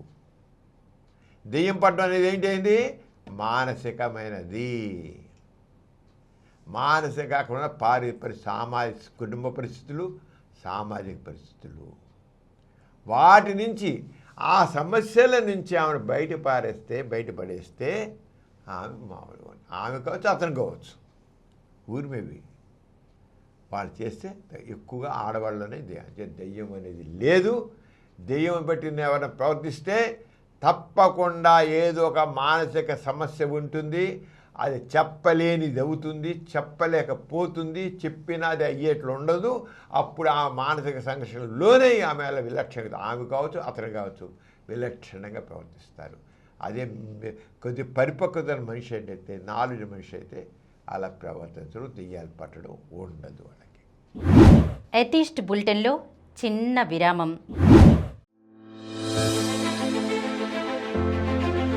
సామాజిక విజ్ఞానం మానవ సమస్యలు, మనుషుల మధ్య ఉన్న ఎన్నో అసమానతలు, ఆర్టిఫిషియల్ ఇంటెలిజెన్స్, గొప్ప గొప్ప వ్యక్తుల జీవిత చరిత్రలు, సైంటిస్టుల అద్భుత ఆవిష్కరణలు, చరిత్ర గతి మార్చిన ఆణిముత్యాల్లాంటి పుస్తకాలు, ఇలా చెప్పుకుంటూ పోతే ఒకటా రెండా, ఇలా ఎన్నో రకాల అంశాలపై సమగ్ర విశ్లేషణ ఇస్తూ సామాజిక చైతన్యానికి ప్రతీకగా నిలుస్తూ ప్రగతికి బాటలు వేస్తూ నాలెడ్జ్ ఈజ్ పవర్ అనే విషయాన్ని అక్షరాలా నిరూపిస్తూ ప్రజలలో సామాజిక స్పందనను, సామాజిక చైతన్యాన్ని కలిగిస్తున్న మా సమరం ప్రగతి ఛానల్ను తప్పక వీక్షించండి. ఎథిస్ట్ బులెటిన్కి తిరిగి స్వాగతం. డాక్టర్ గారు, ఇటీవల కాలంలో యుద్ధాలు వరుసగా ఒకదాని తర్వాత ఒకటి జరుగుతున్నాయి. ఈ యుద్ధాల వల్ల వారి సమస్యలు పరిష్కారం అవుతున్నాయా? ఈ యుద్ధాల విషయంలో నాస్తిక్ కేంద్రం అభిప్రాయం ఏంటి? ప్రమీల, యుద్ధాల వల్ల ఏ మాత్రం ప్రయోజనం లేదు. యుద్ధం అనేది సమస్య పరిష్కరించదు. ఇంకా పైగా ఒక సమస్యకి మరో సమస్య తోడవుతుంది. యుద్ధం ఎప్పుడు కూడా యుద్ధం వల్ల ఎంత అనర్థమే తప్ప ఏ మాత్రం కూడా ప్రయోజనం ఉండదు. అంటే యుద్ధానికి అర్థం లేదు, దానివల్ల ప్రయోజనం లేదు. ఆ విషయం గురించి నాస్తిక కేంద్రం ఏం చెప్పినంటే, ఈ యుద్ధాల వల్ల సమస్యలు పరిష్కారం కావు. అంచేత యుద్ధాల విషయంలో యుద్ధం సమస్యను పరిష్కరించదు, మరి కొన్ని కొత్త సమస్యలను సృష్టిస్తుంది అని చెప్పి. కరెక్ట్. ఇప్పుడు మనం చూస్తున్నాం, ఇరాన్ వారు ఏమవుతుందో, ఏ రంగా యుద్ధాలు ఎలా జరుగుతున్నాయో మనం చూస్తున్నాం. అంచేత ఇప్పుడు జరుగుతుంది యుద్ధం. మరి ఎప్పుడు అవుతుందో తెలియదు. దానివల్ల ప్రయోజనం ఏముండదు. పైగా లేనిపోయింది అన్ని ఆ రెండు దేశాలు తన్నుకోవడమే కాకుండా మొత్తం ప్రపంచంలో దేశాలన్నీ కూడా వాటి వల్ల రకరకాలుగా ఇబ్బందులు పాలవుతాయి. అది ఆర్థిక సమస్యలు కావచ్చు, ఇంకో రకంగా కావచ్చు. అంటే వాటన్నిళ్ళు కూడా తీసుకొని చేయాలి. ఇజ్రాయెల్కి ఇరాన్కి మధ్య వారు మనం చూసి, ఇజ్రాయెల్కి ఇరాన్కి మధ్య వారు, ఇజ్రాయెల్ ఇరాన్కి మధ్య వారు. చివరికి ఏ వారితో ఏమి సంబంధం లేని వాళ్ళం మన భారతదేశానికి కూడా ఎంతో రంగా ఇబ్బంది వస్తుంది. మన భారతదేశం నుంచి ఎగుమతి అయ్యేటువంటి కూరగాయలు, కోడిగుడ్లు, రొయ్యలు, చేపలు కూడా ఇక్కడ అయిపోతాయి. ఆర్థికంగా ఎంత అయిపోతుంది. అలాగే ఆయిల్ లేకపోవడం, ఆయిల్ ఉంటే ఆయిల్ రేట్ పెరిగిపోయి ఇప్పుడు ఉన్న సరుకులు ఎంతకాలం ఉంటావు, అది 10 రోజులు ఉంటున్నో 15 రోజులు ఉంటున్నో తెలియదు, అయిపోతుంది. ఇంకా అయిపోతుంది. ఇంకెంత పెరిగిపోతుందో, ఇంక ఎన్ని రకాల ఇబ్బంది పడ జనాలు. కొట్టుకునేది ఇజ్రాయిలు, ఇరాను. జరిగేది అక్కడ ఏమి సంబంధం లేని దేశాలు. ప్రపంచంలో 190 దేశాలు ఉన్నాయి. 2 దేశాల మధ్య వారు 195 దేశాలకి ఇది ఎఫెక్ట్ ఇస్తుంది. అంచేత దాని గురించి కొద్దిగా మనం ఆ యుద్ధం సంబంధించిన దాని గురించి కొద్దిగా మానవతా దృక్పథంతో, సామాజిక దృక్పథంతో కొద్దిగా అందుకనే నాస్తిక చెప్పిన యుద్ధం సమస్యను పరిష్కరించదు, మరికొన్ని కొత్త సమస్యలను సృష్టిస్తుంది. ఎలాగనే తెలుసుకుందాం. మానవ చరిత్రలో మనం అనేక యుద్ధాలు చూసాం. World war I, world war II, ప్రపంచ యుద్ధం, మొదటి ప్రపంచ యుద్ధం, రెండవ ప్రపంచ యుద్ధం. అలాగే 2 యుద్ధాలు చూసాం. ఆ యుద్ధాల్లో కోట్లాది మంది చనిపోయారు. ప్రయోజనం ఏముందా? ఏం లేదు. కోట్లాది మంది జనం చనిపోయారు. ఎంత ఆస్తి నష్టమైందో, ఎంత ఇబ్బందో. కోట్లాది మంది చనిపోయారు. 100 కాదు, మనం 10 మంది చనిపోతే అయ్యో అని బాధపడతాం. కోట్లు చనిపోయారు. యుద్ధం వల్ల ప్రయోజనం ఏంటి? మనకు తెలిసిన ముఖ్య విషయం ఏంటంటే యుద్ధం సమస్యకు పరిష్కారం కాదు. 2 యుద్ధాలు, ప్రపంచ యుద్ధాలు జరిగాయి. World war I, world war II. ఎంతమంది చనిపోవడం జరిగింది. అందరూ వివేకమైన వ్యక్తులు అందరూ కూడా తెలుస్తుంది అంటే యుద్ధం సమస్యలకు పరిష్కారం కాదు. యుద్ధం వల్ల ఏం జరుగుతుందంటే, ఒకటి లక్షలు కోట్ల మంది మరణిస్తారు. సైనికులు పోతారు, వెళ్ళిపోతారు. వాళ్ళు మనుషులే కదా, సైనికులు మనుషులే కదా. ఆర్థిక వ్యవస్థ పతనం అవుతుంది.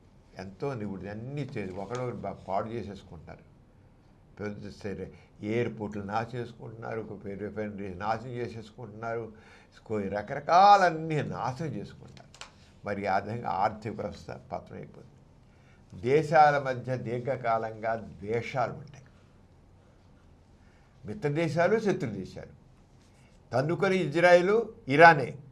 కానీ శత్రు దేశాలు, ఇరాన్ శత్రు దేశాలు, ఇరాన్ మిత్ర దేశాలు.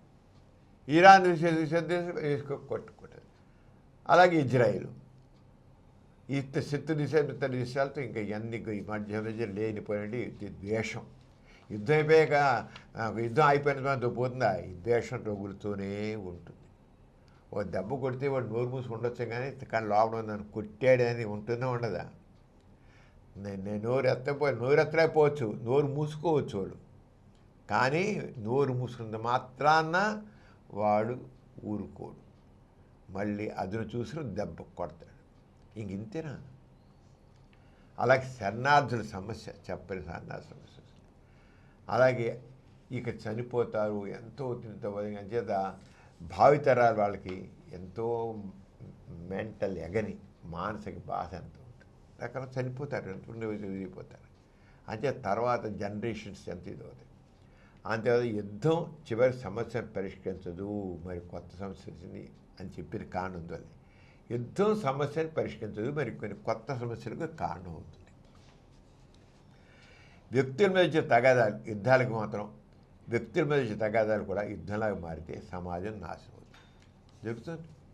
2 వ్యక్తుల మధ్య జరిగేది, 2 దేశాల మధ్య వచ్చే మధ్య కూడా 2 దేశాల నేతల మధ్య ఉన్నటువంటి వైరాలు, ద్వేషాలు, ఈర్ష్యలు, అసూయలు, వాళ్ళ మధ్య శత్రుత్వం అనేక మందికి ఎఫెక్ట్ ఇస్తుంది.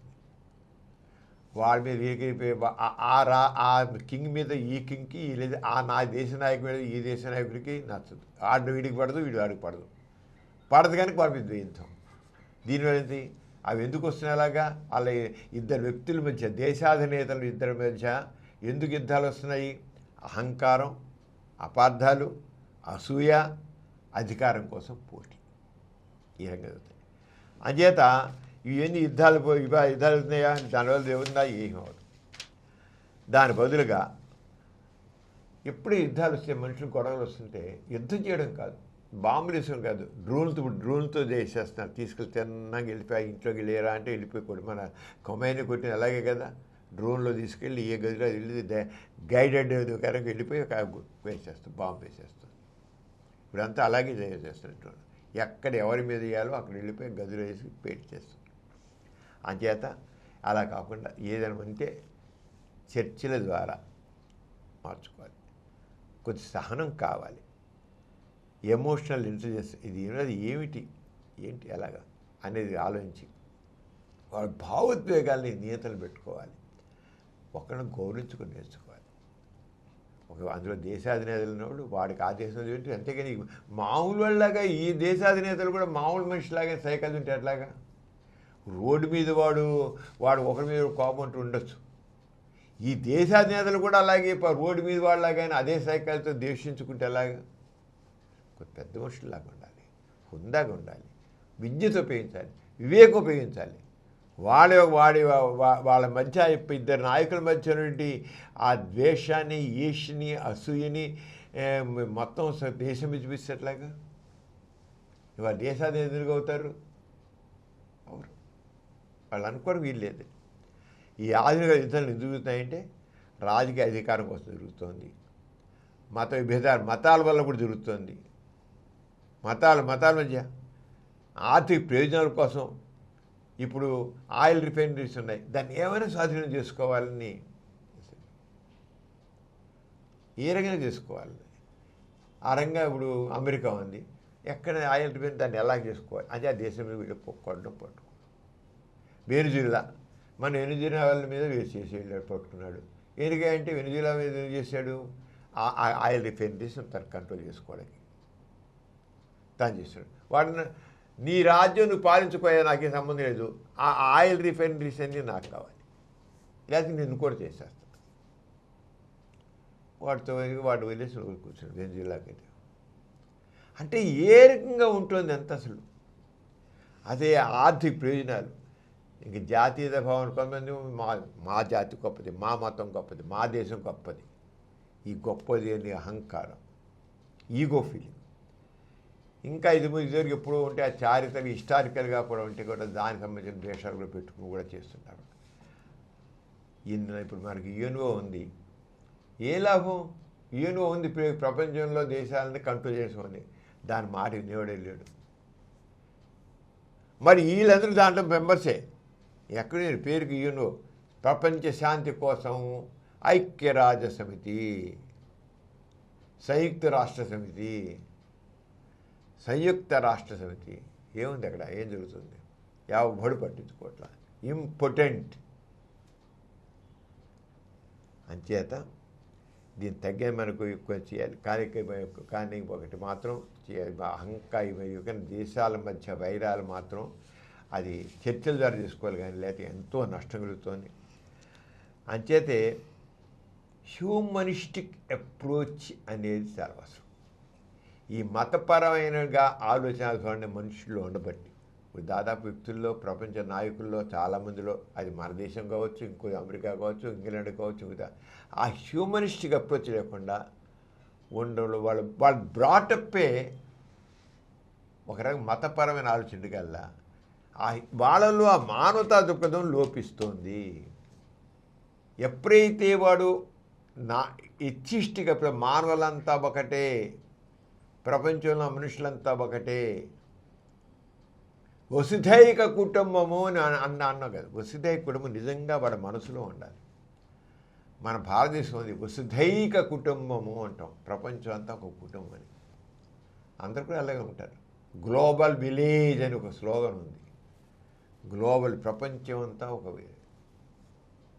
గ్లోబల్ విలేజ్, వసుధైక కుటుంబం. కానీ ఏది ఎందుకు లేదు? మనం మాటల్లో ఉన్నాం కానీ మన మనసుల్లో మాత్రం ఎవరు మటుకు వేరు. దానికి కారణం ఏంటి? ఆస్తిక దృక్పథం. ఎప్పుడైతే ఆస్తిక దృక్పథం పోతుందో ఆ రకం ఉన్నప్పటికెలా నేను, నా మతము, నా మనుషులు అనేది ఆ రకం సెక్టేరియన్ ఉట్లుకు పోతుంది. అంటే నాస్తికత్వం వస్తేనే, నాస్తిక చైతన్యం వస్తేనే, నాస్తిక దృక్పథం వస్తే ప్రపంచంలోని మానవులంతా ఒకటే, అందరూ మన సహోదరులే. విశ్వంలో ఉన్న మానవులందరూ మన సహోదరులు ఎప్పుడు అనుకుంటాము. మన వాళ్ళు ఒక మతం ద్వారాను వేరొక జాతికి తెల్లవాళ్ళు, నల్లవాళ్ళు, నీగ్రోలు, ఇంకోళ్ళు అలా చూడకుండా మానవులంతా ఒకటే చూస్తాము. నాస్తికులు ఇప్పుడు ఎవరు చూడరు, అందరూ ఒకటేలా చూస్తారు. నాస్తికులు ఉన్నవాళ్ళు మాత్రం అందరూ ఒకటే. వాడు నల్లవాడు కావచ్చు, తెల్లవాడు కావచ్చు, నీగ్రో కావచ్చు, ఆఫ్రికన్ కావచ్చు, ఇంకోటి కావచ్చు, అందరూ మనుషులే, అందరూ సమానం. వాడు రూపురేఖల్లో తేడా ఉండొచ్చు, ఇంకొకరికి తేడా ఉండొచ్చు. నాస్తిక దృక్పథంతో ఎప్పుడైతే నాస్తిక దృక్పథం సమాజంలో పెంపొందుతున్న ప్రపంచంలో, అప్పుడు అసలు ఈ రకమైన ఉండవు, అసలు ఈ విద్వేషాలు ఉండవు. ఏదైతే వసుధైక కుటుంబం అని మనం అన్నామో ఆ శ్లోగం నిజంగా నాస్తికత్వం ద్వారానే వస్తుంది. ఈ ద్వేషం ఉండదు, అందరూ హాయిగా ఉండాలి, అందరూ సుఖంగా ఉండాలి. సమానత్వం, మానవత్వం, సమానత్వం నాస్తికత్వం. అందుకే నాస్తికత్వం అనే యుద్ధం గురించి మనం వాళ్ళు చెప్పింది. అంచేత ఈ హ్యూమనిస్టిక్ అప్రోచ్, ఎథిస్టిక్ అప్రోచ్ అంటే యుద్ధం అనేది నాగరిక సమాజానికి తగిన పద్ధతి కాదు. మోడర్న్ సివిలైజ్డ్ సొసైటీ ఉన్నాం. మోడర్న్ సివిలైజ్డ్ సొసైటీలో ఆదిమ కాలంలో మనుషుల్లాగా రాళ్ళు రప్పలతో కొట్టుకోవడం ఏంటి అసలు? మోడర్న్ సివిలైజేషన్లో మనిషికి అసలు లాజికల్ థింకింగ్ కావాలి, హ్యూమనిస్టిక్ అప్రోచ్ కావాలి, బ్రదర్హుడ్ కావాలి. ఎక్కడుంది బ్రదర్హుడ్? జంతువులు కొట్టుకున్నట్లు, పశువులు కుమ్మిలాడుకున్నట్లు, గొర్రెలు కుమ్మిలాడుకున్నట్లు వస్తుంది. ఇక మనిషి యొక్క ఇదేంటి? దీనికి మూల కారణం ఆస్తికత్వం మనుషుల్ని కలపదు.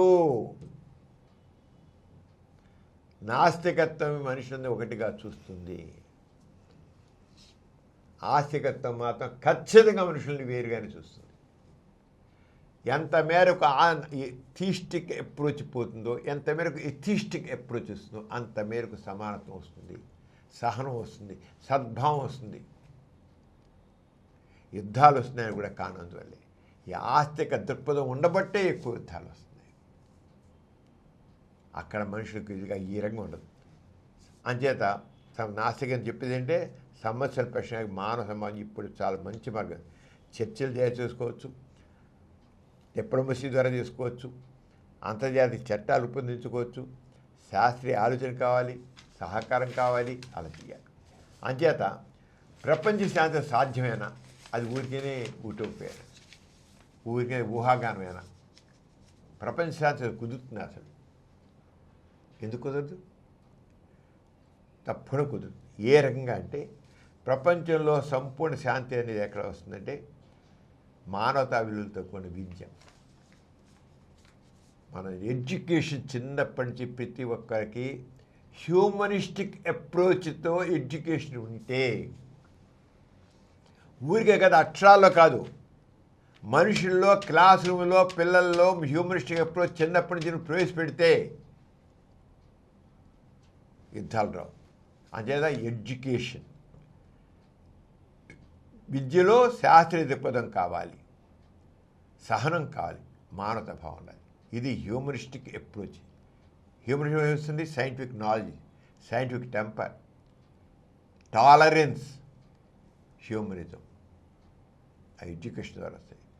ఆర్థిక సమానత్వం, అందరికీ సమాన అవకాశం, ఎవరికి ప్రత్యేకి సమానత్వం వస్తుంది.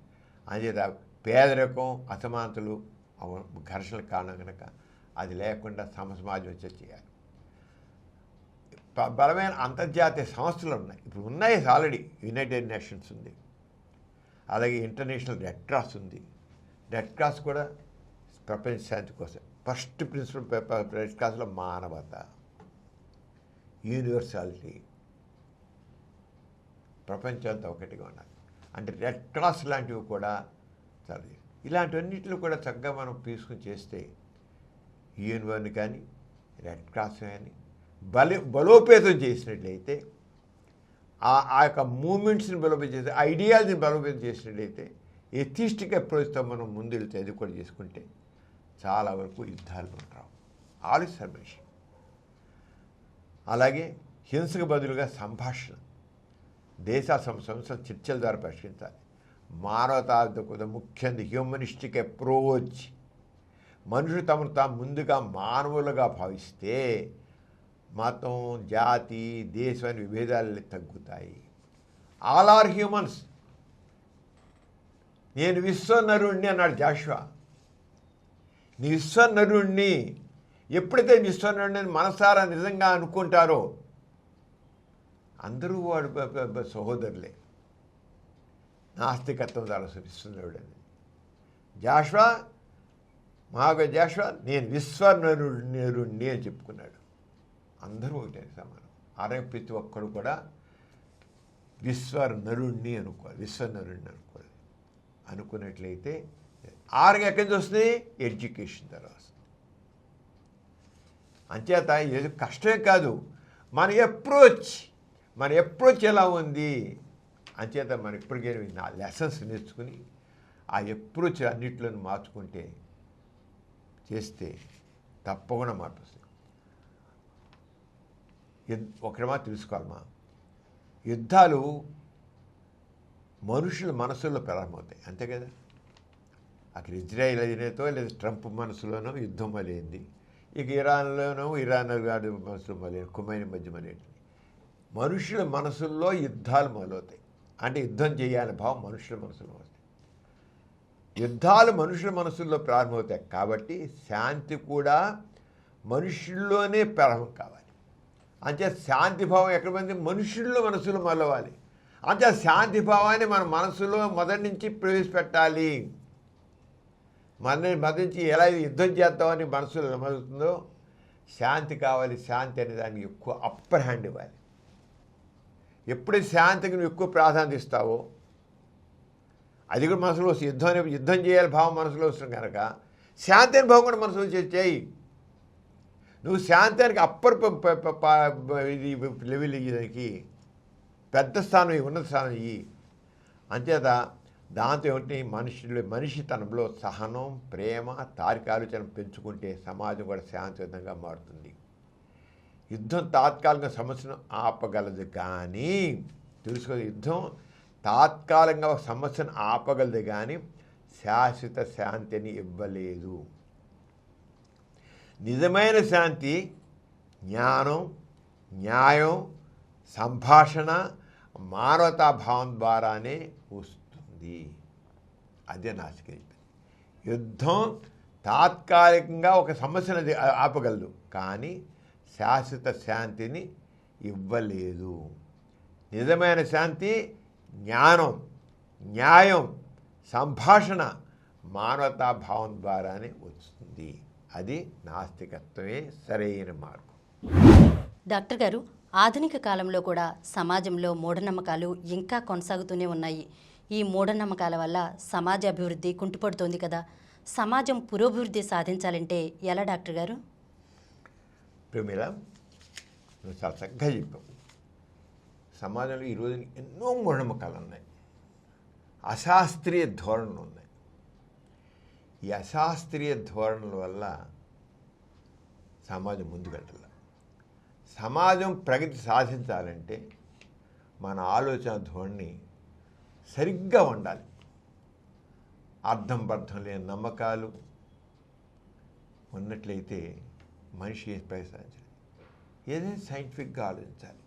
సైంటిఫిక్ టెంపర్, ఇది ఏమిటి, ఇది ఎలా, ఏమిటి ఆలోచన తగ్గట్టుగా ఆచరణ ఉండాలి. ఆచరణ కూడా కరెక్ట్గా పంథాలు ఉండాలి. ఇది నిజమా అని అనుకోవడం, నిజమా అవుతేనే చేయడం. అంటే సత్యం అనే దాని మీదే ఎప్పుడు కూడా ఏదైనా ప్రగతి సాధిస్తుంది.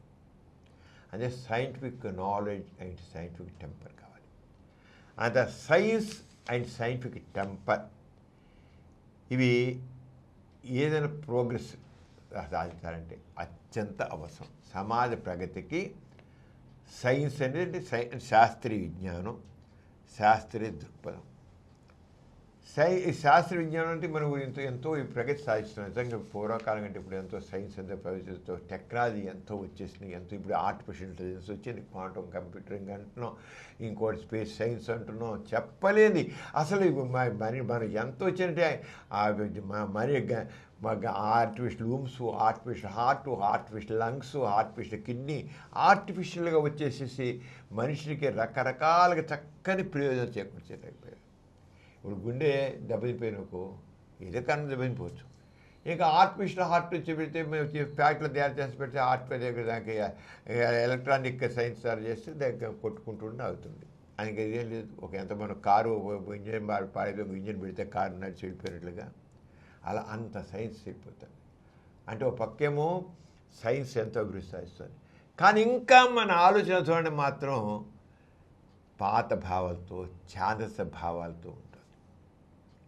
అంచేత సమాజ ప్రగతి సాధించాలంటే సైంటిఫిక్ నాలెడ్జ్, సైంటిఫిక్ టెంపర్ ఉండాలి. సైంటిఫిక్ టెంపర్ శాస్త్రీయ దృక్పథం కావాలి. ఈ శాస్త్రీయ దృక్పథం అనేది మీకు ఎంత అంటే ఏంటంటే దాంట్లో శాస్త్రీయ దృక్పథం అంటే స్పిరిట్ ఆఫ్ ఎంక్వైరీ. ఏదైనా ఇది ఏమిటి, ఇది నిజమా, ఇది ఎలాగా, ఇది ఏమిటి, ఇది ఎలాగా, ఇది ఎలా చేయాలి, ఏం చేయాలి. సమాజంలో ఈ రోజున ఇంత దారిద్ర్యం ఉంది, కొంతమంది తిండి ఉంది, కొంత తిండి లేదు. అరే ఎందుకు ఈ తిండి లేకుండా మనుషులు ఉన్నారు,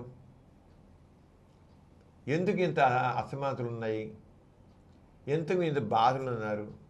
కొంతమందికి సుఖం ఉంది, కొంత సుఖాలు ఎందుకు లేవు.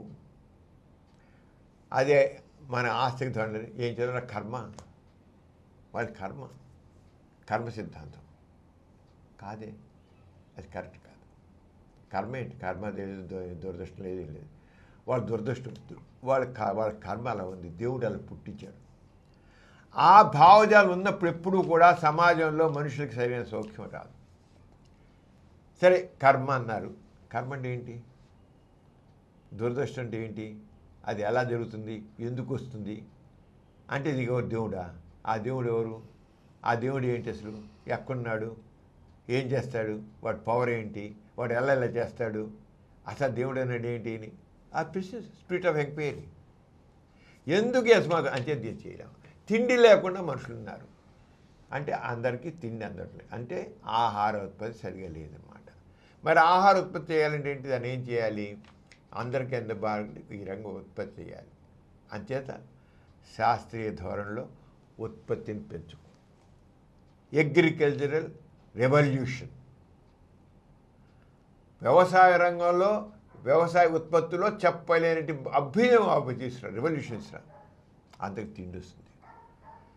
ఎప్పుడు తిండి, నువ్వు వ్యవసాయ రంగంలో ఎప్పుడు కృషి చేస్తావు, ఎక్కువగా ఎప్పుడు కృషి చేస్తావు, ఆ రంగంలో నువ్వు ఏ రంగం ఎక్కువ దిగుబడి కోసం, ఎక్కువగా దిగుబడి ఉండడం కోసం ఏం చేస్తావంటే, ఎందుకు ఈ తిండి లేకుండా కొంత మనుషులు ఉన్నారు, వాళ్ళందరికీ నేను తిండి ఎలా ఇవ్వగలను అని నువ్వు ఎప్పుడైతే నువ్వు ఆలోచిస్తావో, నువ్వు సైంటిఫిక్గా ఆలోచిస్తావు, సైంటిఫిక్గా దానికి కృషి చేస్తావు, అందరికీ అందిస్తావు. అలా కాకుండా ఆశీర్వాద వాడి కర్మ, వాడి దురదృష్టం, వాడు నురికిరాత, ఆడి మనం చేస్తాం అని కూర్చున్నాకో నో ప్రోగ్రెస్. అంటే కావాల్సింది ప్రతి సమస్య విషయంలో మనకి సైంటిఫిక్ టెంపర్ ఉండాలను, సైంటిఫిక్ శాస్త్రీయ దృక్పథం కావాలి. ఏ సమస్యనైనా సరే నువ్వు సైంటిఫిక్ టెంపర్తో అంటే శాస్త్రీయ దృక్పథంతో నువ్వు ఆలోచించాలి. స్పిరిట్ ఆఫ్ ఎంక్వైరీ, ఎందుకు, ఏమిటి, ఎలా, ఏం చేస్తాను, ఎలా పరిష్కరిస్తాను సమస్యని. అంతే దేవుడు చూసుకుంటాడులే, లే దురదృష్టంలే, నుదిరాతిలే అని అనుకుంటే జరగదు. అది సైంటిఫిక్ టెంపర్ కాదు. ఇది లేని దాన్ని నువ్వు నమ్మితే సైంటిఫిక్ టెంపర్ నమ్మితే కాదు. అంచేత సైంటిఫిక్ టెంపర్, సైంటిఫిక్ ఎంక్వైరీ కావాలి. అంటే ఏంటి, వాట్ ఈజ్ సైంటిఫిక్ టెంపర్ అంటే spirit of enquiry, logical thinking.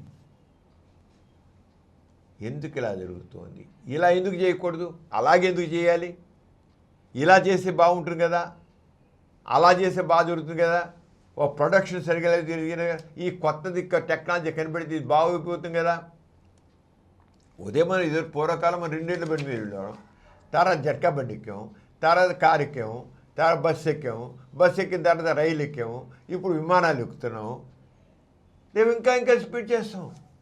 ఎలా మనం ప్రయాణం త్వరగా చేయగలుగుతాం, ఎలా త్వరగా మనం వెళ్ళగలుగుతాం. పూర్వకానికి ఇంగ్లాండ్ వెళ్ళాలంటే ఒక షిప్లో వెళ్ళాల్సి వచ్చాయి, 15 రోజులు పట్టే షిప్లో వెళ్ళాలంటే. ఇప్పుడు 4 గంటలు 5 గంటలు వెళ్ళిపోతాం. ఇంగ్లాండ్ వెళ్ళాలంటే 4 గంటలు వెళ్ళిపోతాం. అరే ఎక్కడ వచ్చింది spirit of enquiry, logical thinking? మన దాన్ని ఎలా దాన్ని చక్కగా చేసుకోగలుగుతాము, మనం ఎలా అభివృద్ధి చేసుకోగలుగుతాము, ఏం చేద్దాము, ఏం చేస్తే ఎలా అవుతుంది? That is logical thinking. Science and scientific temper. Scientific temper ఎక్కడ నుంచి వస్తుంది? ఇది ఎలాగా అది ఎలాగా అని ఉంటుంది. అంచేత సైంటిఫిక్ నాలెడ్జ్, సైంటిఫిక్ టెంపర్ 2 కలిపి ఉన్నప్పుడే సమాజం ముందుకెళ్తుంది. అంచేత ఏం కావాల్సిన ఏంటి? సైంటిఫిక్ టెంపర్ కావాలి, సైంటిఫిక్ నాలెడ్జ్ కావాలి, శాస్త్ర విజ్ఞానం కావాలి, శాస్త్ర దృక్పథం కావాలి సమాజ. ఆ శాస్త్ర దృక్పథంలో స్పిరిట్ ఆఫ్ ఎంక్వైరీ కావాలి, సైంటిఫిక్ తర్వాత ఏమో నీకు లాజికల్ థింకింగ్ కావాలి, అండ్ క్వశ్చనింగ్ యాటిట్యూడ్ కావాలి. ఎందుకు ఉండాలి, ఏమిటి, ఎలా చేస్తాం, దాన్ని క్వశ్చన్ చేయడం ఎందుకని, అది సైంటిఫిక్ టెంపర్. ఆ 2 కలిసి ఉన్నప్పుడే నీకు అభివృద్ధి ఉంది. ఒక్క సైంటిఫిక్ నాలెడ్జ్ ఉన్నా సరిపోదు, సైంటిఫిక్ టెంపర్ కూడా కావాలి. మన ఇండియన్ కాన్స్టిట్యూషన్, మన భారత రాజ్యాంగంలో అంబేద్కర్ గారి నాయకత్వంలో మన రాజ్యాంగం తీసుకున్నాం. అసలు మన దాంట్లోనే మొట్టంలోనే అసలు మన మోటోలోనే అందరూ కూడా ఈక్వాలిటీ, లిబర్టీ, ఫ్రెటర్నిటీ, జస్టిస్. మన మోటో ఏంటి? జస్టిస్, న్యాయం, సామాజిక న్యాయం. ఈక్వాలిటీ, సమానత్వం అందరికీ. మన భారతదేశం క్లియర్ ఇచ్చుకున్నాం. జస్టిస్ అన్నాం, ఈక్వాలిటీ అన్నాం, లిబర్టీ అన్నాం, ఫ్రెటర్నిటీ అన్నాం, సహోదరు అందరూ కలిసి కనపడతాం. అలాగే మన 51AH కాన్స్టిట్యూషన్, 51 అమెండ్మెంట్లో fundamental duty of each citizen, దాంట్లో మొట్టమొదటి దాంట్లో మన each individual of the Indian, the fundamental duty ఏంటంటే దాంట్లో సైంటిఫిక్ టెంపర్, శాస్త్రీయ దృక్పథము. ఎందుకు, ఏమిటి, ఎలా ప్రతి వ్యక్తి అలవర్చుకోవాలి. ఇప్పుడు చెప్పామే spirit of enquiry, logical thinking, ఇవన్నీ కావాలి. సైంటిఫిక్ టెంపర్లో ఫస్ట్ వర్డ్ 51AH ఆర్టికల్లో each individual of the Indian ఈ డ్యూటీ, ఫండమెంటల్ డ్యూటీ అంటే సైంటిఫిక్ టెంపర్. రెండోది హ్యూమనిజం, మానవత్వం, మానవీయ విలువలు కావాలి. మానవీయ విలువలతో చేయాలి. అలాగే దాంతోపాటు మనకు కావాల్సినవి humanism, spirit of enquiry and scientific temper and reform. ఉన్నదాన్ని నువ్వు సంస్కరించు. ఫస్ట్ సైంటిఫిక్ టెంపర్ అన్నాడు, స్పిరిట్ ఆఫ్ ఎంక్వైరీ అన్నాడు. ఎంక్వైరీ ఇచ్చిన దీంట్లో పెద్దాన్ని పరిశీలించు, ప్రశ్నించు, పరిశీలించు. హ్యూమనిజం, మానవత్వంతో ఉండు, మానవీయ విలువలు చూడు. రిఫార్మ్, ఇంకా నీదేంటి, వాడు చూడనే కాదు, దాన్ని మార్చు, ఉన్నదాన్ని మార్చు. ఏం దానికి మార్చమన్నాడు? సైంటిఫిక్ టెంపర్ కోసం, స్పిరిట్ ఆఫ్ ఎంక్వైరీ కోసం, హ్యూమనిజం కోసం నువ్వు ఉన్న వ్యవస్థల్ని మార్చు. అందుకే పాత పద్ధతులు ఉండొద్దు. మన constitution 51AH, the fundamental duty of each individual of the Indian. అంతయే మనకుంది. మన కాన్స్టిట్యూషన్ అంత గొప్పగా ఉంది. అదే సైంటిఫిక్ టెంపర్. మన కాన్స్టిట్యూషన్ ప్రకారంగా కూడా మనకి ఆ రకమైన బాధ్యత ఇవ్వడం జరిగింది. అయినా సరే అది అంచేత దీంట్లో ముఖ్యంగా ఏం చేయాలి, మనం సమాజం చక్కగా అవ్వాలంటే ఏం చేయాలంటే ఈ సైంటిఫిక్ నాలెడ్జ్, సైంటిఫిక్ టెంపర్తో ఈ సూపర్స్టిషన్స్ మనకి దీనివల్ల ఈ సైంటిఫిక్ నాలెడ్జ్ సైంటిఫిక్ ఏంటంటే మూఢనమ్మకాలను మనం వదిలిపెడతాం. ఎప్పుడైతే సైంటిఫిక్ నాలెడ్జ్ సైంటిఫిక్ ఉంటుందో మూఢనమ్మకాలని వదిలిపెడతాము. ఏది వదిలిపెడితే మళ్ళీ ఇంతకు ఏంటి ఏదైనా జబ్బు వదిలిపెట్టి ఎలా అడ్వాన్స్ చేస్తాం. పూర్వకాలం ఏదైనా జబ్బు వస్తే గాలి పట్టింది, దెయ్యం పట్టింది అనుకున్నాడు. కానీ ఎప్పుడైతే మనం నిదానంగా మనలో సైంటిఫిక్ నాలెడ్జ్ సైంటిఫిక్ డెవలప్ అయిందో దాంతో ఈ జబ్బులు గాలి పడడం దెయ్యం పడడం కాదు, ఇది మైక్రోబ్స్, కొన్ని క్రిముల వల్ల మన జబ్బులు వస్తున్నాయి అని తెలుసుకున్నాం. దానికి మందులు కనిపెట్టాం, యాంటీబయాటిక్స్ కనిపెట్టాం. రాకుండా వ్యాక్సిన్స్ కనిపెట్టాం. మసూచి గురించి లక్షల మంది నింపేవాళ్ళు. Smallpox Edward Jenner smallpox కనిపెట్టాడు. మసూచి తుడిచిడిపోయింది. పోలియో వచ్చి ఎంతమంది అంగవైకల్యం పొందిన వాళ్ళు చనిపోయేవాళ్ళు. పోలియో డ్రాప్స్ 2 చుక్కలు తీస్తే పోలియో రాకుండా పోయింది. ఎక్కడి నుంచి వచ్చింది? Scientific knowledge and scientific temper. ఏం చేద్దాం? ఈ దేవుని శాపం అన్నారు. అప్పుడు పట్టణంలో మామూలు ఆస్తులు ఏమన్నారు? స్మాల్ పాక్స్ మసూచి వస్తే దేవుని శాపం అన్నారు. అలా అనుకున్నారు, జబ్బులు వస్తే దేవుని శాపం అన్నారు. కానీ సైన్స్ ఏం చేసింది? సైంటిఫిక్ టెంపర్తో దేవుని శాపం ఏంటి అసలేంటి ఎక్కడుంది ఏమిటి? Scientific enquiry, spirit of enquiry, పరిశీలించడం, పరీక్షించడం, క్వశ్చనింగ్. దాంతో వ్యాక్సిన్స్ వచ్చాయి, యాంటీబయాటిక్స్ వచ్చాయి, టెక్నాలజీ పెరిగింది బాగా. వైద్య శాస్త్రం వైద్యం చెప్పలేంత పురోగతి వచ్చాయి. రోబోటిక్ సర్జరీస్ దాకా వెళ్ళిపోయాం. కష్టతరమైన ఆపరేషన్లు కూడా రోబోట్ సర్జరీ సింపుల్గా చేయగలుగుతాం. ఎందుకు ఎలా జరిగింది? సూపర్స్టిషన్స్ తీసేబట్టి. ఎప్పుడైతే మూఢనమ్మకాలు తొలగించి కర్మ, దురదృష్టం, నీటిరాత, ఏదో జబ్బులు రావాలంటే దేవుని శాపం ఎప్పుడు తీసి పక్కన పారేసామో, అందుకనే కావాలి scientific knowledge scientific temper. Scientific knowledge scientific temper ఏ రకంగా మనకు తోడ్పడుతుంది అంటే సమాజంలో ఈ రకంగా ఉపయోగపడుతుంది. ఆ రకంగా మనకి. అలాగే రెండోది ఇంప్రూవ్ హెల్త్.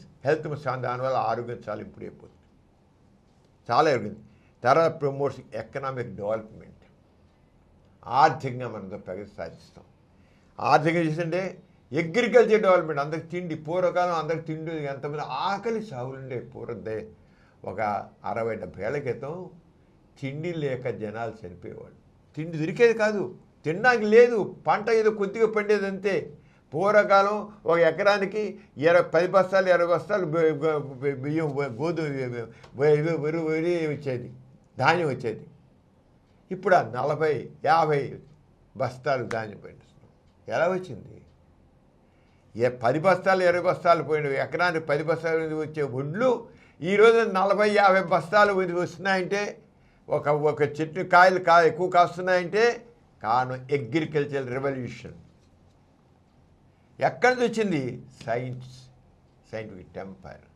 ఎలా చేస్తాను, అందరికీ ఆహారం ఎలా ఇస్తాను, ఈ ఆకలి సాగులు ఎలా అనిపిస్తుంది? ఏం చేద్దాం? కర్మ, వాళ్ళ దురదృష్టం.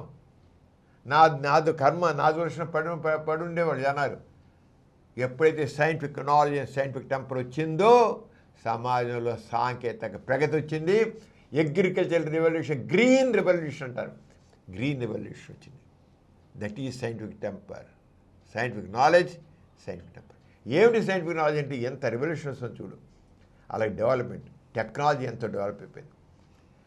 ఇక దీంతో రేషనల్ థింకింగ్ మనకి అంచేత scientific knowledge rational thinking develop అవుతుంది, చాలా వస్తుంది. దానివల్ల జవహర్లాల్ నెహ్రూ గారు, మన ప్రధానమంత్రి గారు చాలా ప్రమోట్ చేశారు సైంటిఫిక్ నాలెడ్జ్ సైంటిఫిక్ టెంపర్ కాదు.